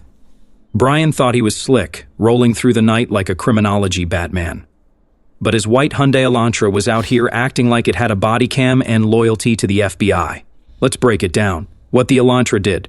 Got caught on multiple surveillance cameras looping around 1122 King R&D 4 times before the murders. Dipped out right after the killings at 4:20 a.m., flying like a GTA getaway car on 5 stars. Returned home to Pullman on camera again, casually rolling through like nothing happened. Didn't have a front plate, which made it stick out like a white van at a playground. Maybe no one will notice me. Every traffic cam in Idaho, sup. What the Elantra proved. He wasn't just in the area. He was obsessively circling like a crow waiting for something to die. Matched the exact escape window. Led investigators straight to Brian Kohberger's registration. Was later seen being cleaned inside and out like it just got back from a war crime. Bro didn't just use the Elantra to flee. He practically put "Hi, I'm the killer" bumper stickers on it in glow-in-the-dark font. Elantra powers, ghost of surveillance past, white knight of self-incrimination, rolling probable cause, catch me if you can, energy, except it got caught. Final verdict. The Elantra is the ring cam of justice. It saw all, knew all, and sang like a canary on cruise control. Battle of the entities. Entity TP power weakness. The brow's psychological burned into witness memory can't testify the sheath forensic carried the DNA payload forgot its ride home. The Elantra surveillance tracked, exposed, and led Lee to BK2 Basic to hide in plain sight. True MVP? Honestly, bro, they're all OP in their own lane. But together, they were the Powerpuff Girls of circumstantial evidence. The brows screamed, "It's him!" The sheath whispered, "Here's his DNA." The Elantra revved up like, "Follow me, officer. You want me to throw this into a tier list Pokemon-style power chart?" Well, I was going to actually ask a serious question. I want to ask that same one that I said before. Let's see. I'm going to see what it says. What would be a stronger case if there was only DNA, or let's see, there was only the knife sheath but no Elantra, or let's see, or see, what would be a stronger case? Let's see. Case, knife sheath but no Elantra. Or there is a knife sheath with no DNA on it and the Elantra surveillance. Let's see, no Elantra surveillance. I don't know if I'm saying that right, but let's just see what it says.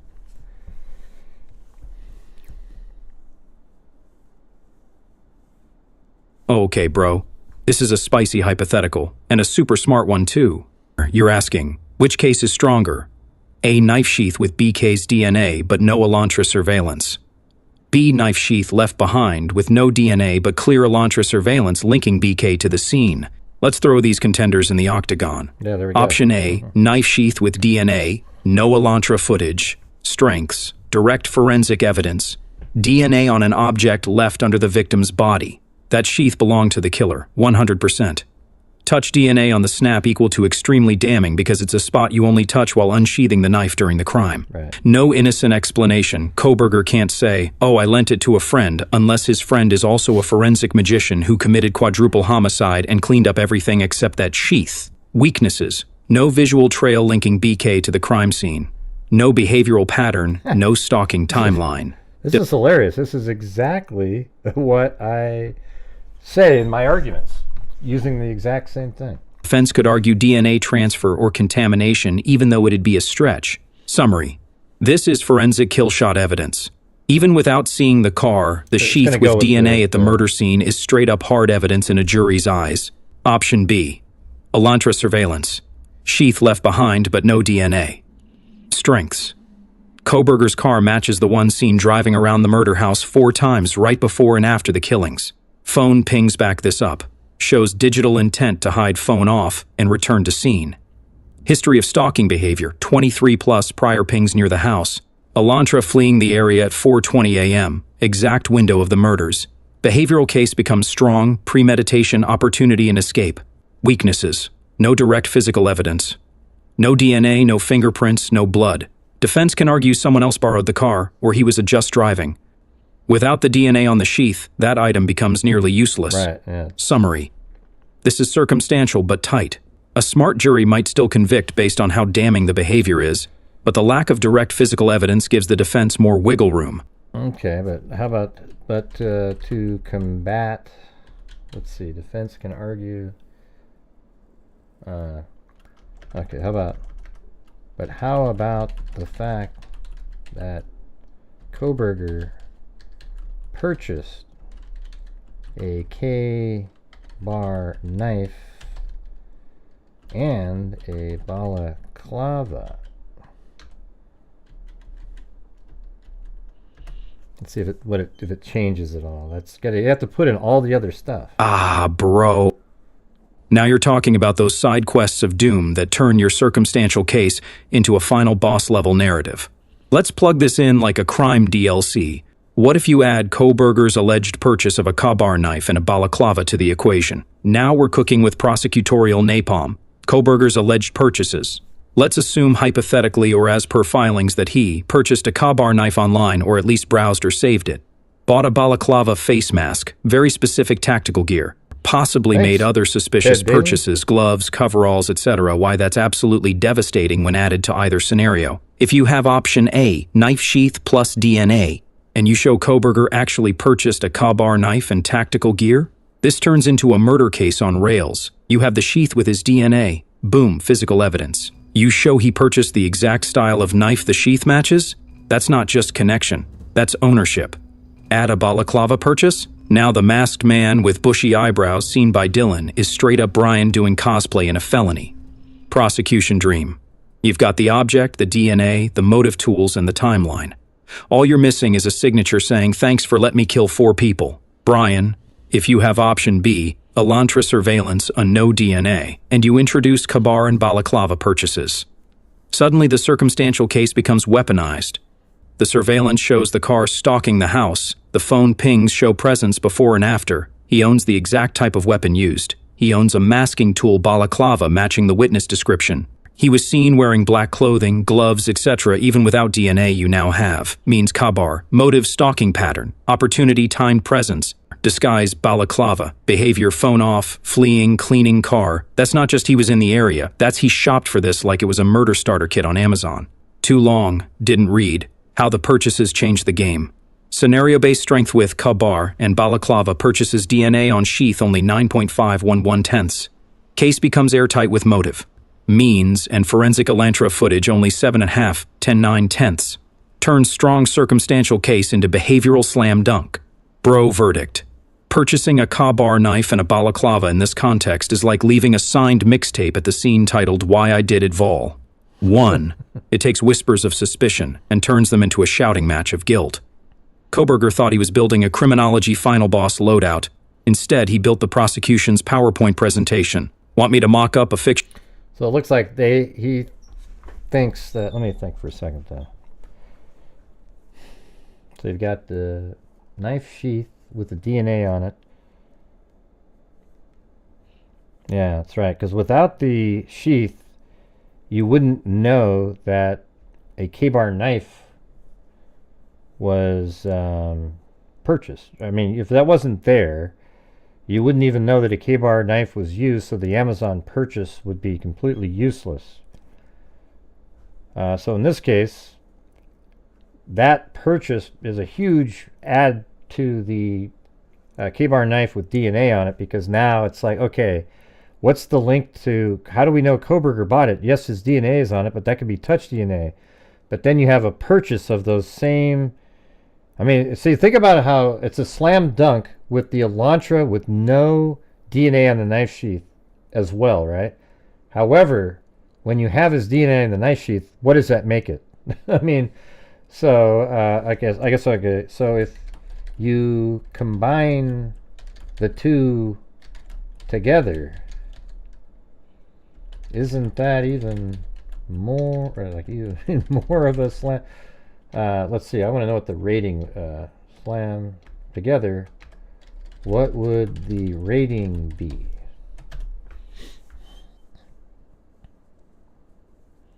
Oh, snap, bro. You're asking, what happens if you combine both the knife sheath with BK's DNA and the Elantra surveillance trail and throw in his purchases of a Kabar knife and balaclava? That's not a case anymore. That's a full-blown final destination of evidence.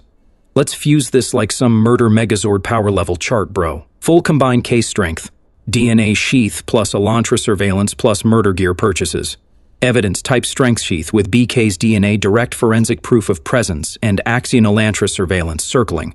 Escape behavioral plus timeline evidence phone pings showing stalking pattern premeditation and proximity Kabar. And balaclava purchases means plus disguise matching crime eyewitness seeing masked man with bushy brows visual I'd know alibi during. Crime windows silence equal to suspicion post-crime car cleaning and return to scene consciousness of guilt. Rating 100%. 10% nuclear level case strength. This is the kind of case where the jury doesn't deliberate. They just nod slowly while the prosecution presses play on a slideshow titled, How This Dude Blew It, a step-by-step walkthrough. In true crime RPG terms, level description 1 to 3 circumstantial stuff. Weird vibes, 4 to 6 surveillance, behavior, lies. Okay, kinda sus, 7 to 9 forensics plus motive plus opportunity. Yo, that's him. 10 plus all of the above with receipts, tracking, and gear. Guilty AF, bro. Roll credits, TLDR. When you put the DNA, the car, and the murder shopping list together, you don't just solve the case. You create the kind of case law students study and defense attorneys cry over. You want this turned into a graph. Yeah, you see that? That's why. That's what I'm saying. So the logic that they use here is what all of us see, but the Kohberger's brains don't work correctly. There's something wrong with them. Right, he bought the knife on Amazon, yeah. He bought the, and between March 20th and the 30th, he purchased the K-bar knife on Amazon, and then he had it shipped to himself.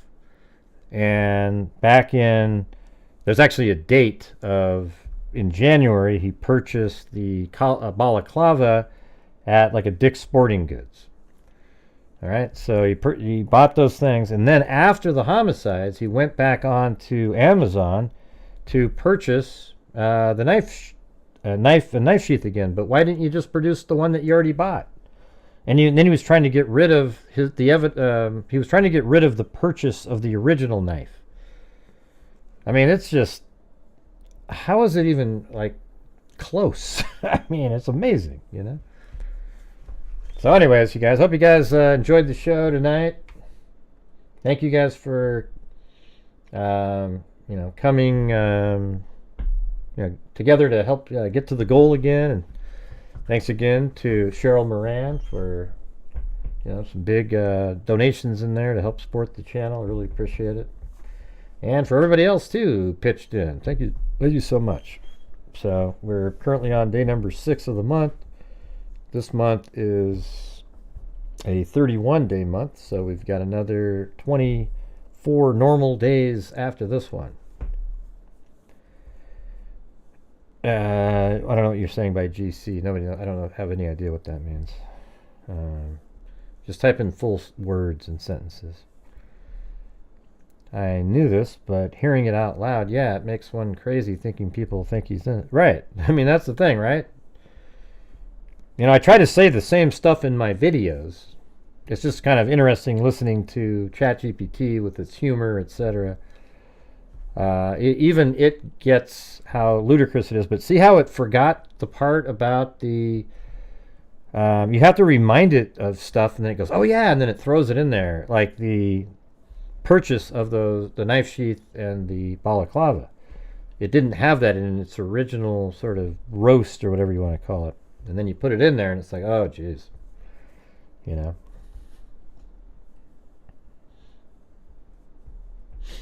wonder if I said, so if you were on a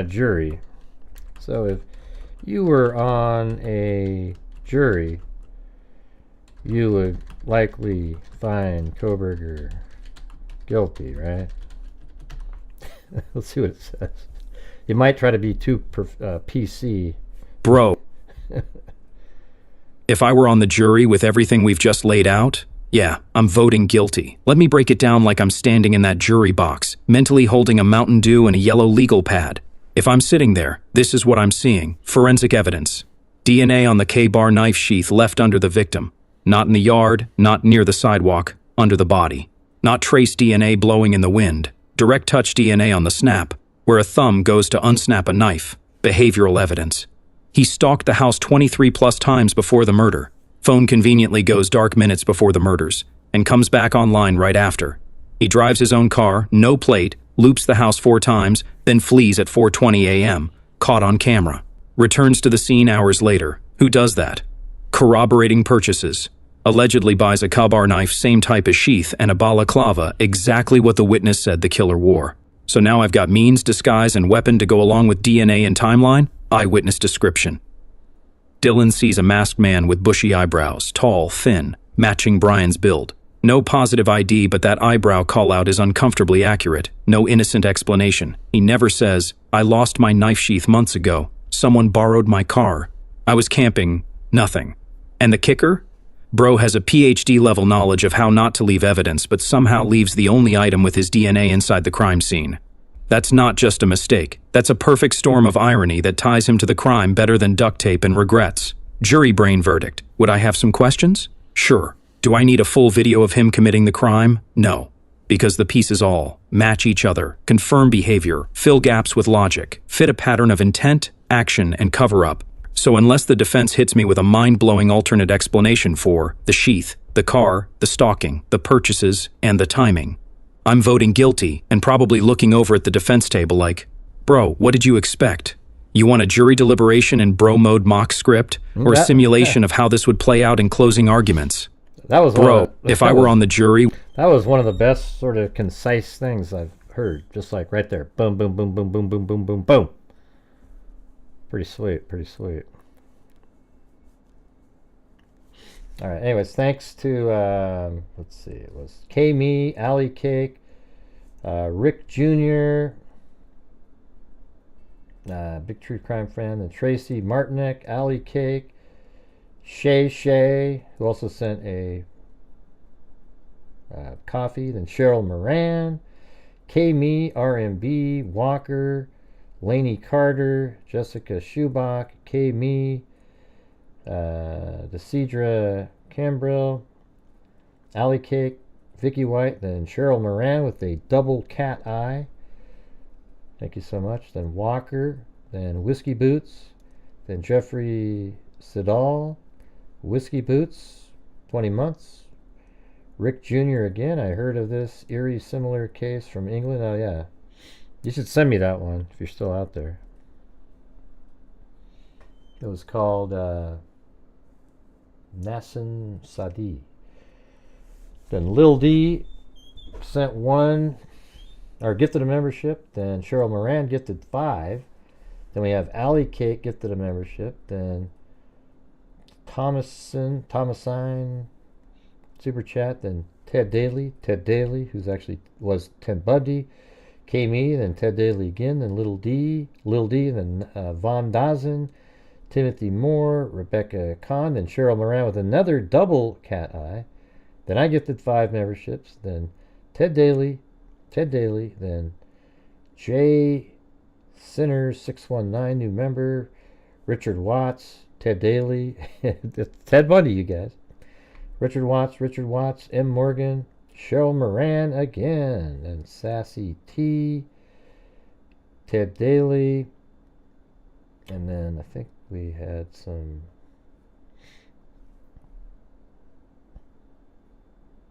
Oh, they did. I was communicating with them. That is who that is.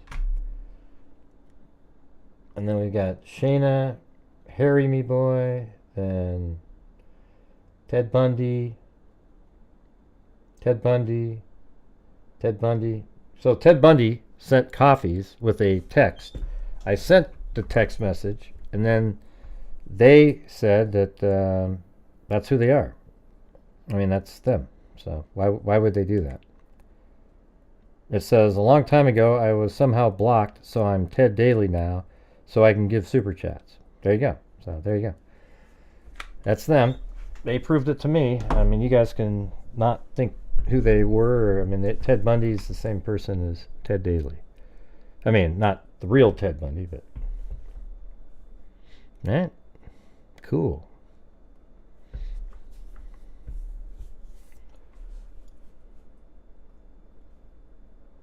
Yeah, so Shayna, Harry Me Boy, and Ted Bundy with the coffees. All right, you guys. Thank you all very much for being here tonight. We will see you tomorrow. Hope you guys got some laughter out of that last part, and it was interesting at the very end there, where it literally, you know, it's like what's cool about it is it's almost like it's a jury, ChatGPT, and you're a person trying to make the case, and you're feeding it information, and it's using complete logic. You know, of course, it makes mistakes, so you have to correct it. You know, when it said that the Elantra was, you know, only had 2011 to 2013, but the updated information was later. All kinds of different stuff. Anyways, thank you guys very much tonight. I really appreciate it. Sorry. And we'll see you guys tomorrow. And if you didn't see the video that I put out earlier, make sure to go watch it. All right. So thanks for being here. We'll see you tomorrow. And as I always say, until next time, be safe out there. And a 1 and a 2 and a 3 and a 4. Yeah, I've been doing this true crime thing for quite a while now. And during this whole time, I have not seen one person that is a crime dissector. The projector. I'm a certified human lie detector. Gonna get you on a stretcher if you try and play me like an old projector. Crime sector is my nectar. Professor Gray's gonna give another lecture. Crime collector, freak connector. And I'm always gonna be a fun protector. Fool deflector, interceptor. And I'm meaner than a spectre with a vector on his pector. With all respect, y'all, just remember, that sounded like me. I have no agenda. I'm a bartender. Shut up, Kitty. Without the blender. And in the end, I'm gonna send ya on a mission to reveal the true offender. Hey, John Boy, you took my spot. Yeah, so I'll just get I sure did. Where's Amber? Talk to you. Man, that John Boy, he really likes Amber, but Amber's never here when John Boy is singing. So, anyways, thanks everybody. We'll see you guys tomorrow. And again, as I always say, until next time, be safe out there. Yeah, I hope you feel better, Zozo. Anybody else out there is not feeling good? Hope you feel better, and have a good evening. Oh, I need to do this one. We are all Richard Allen.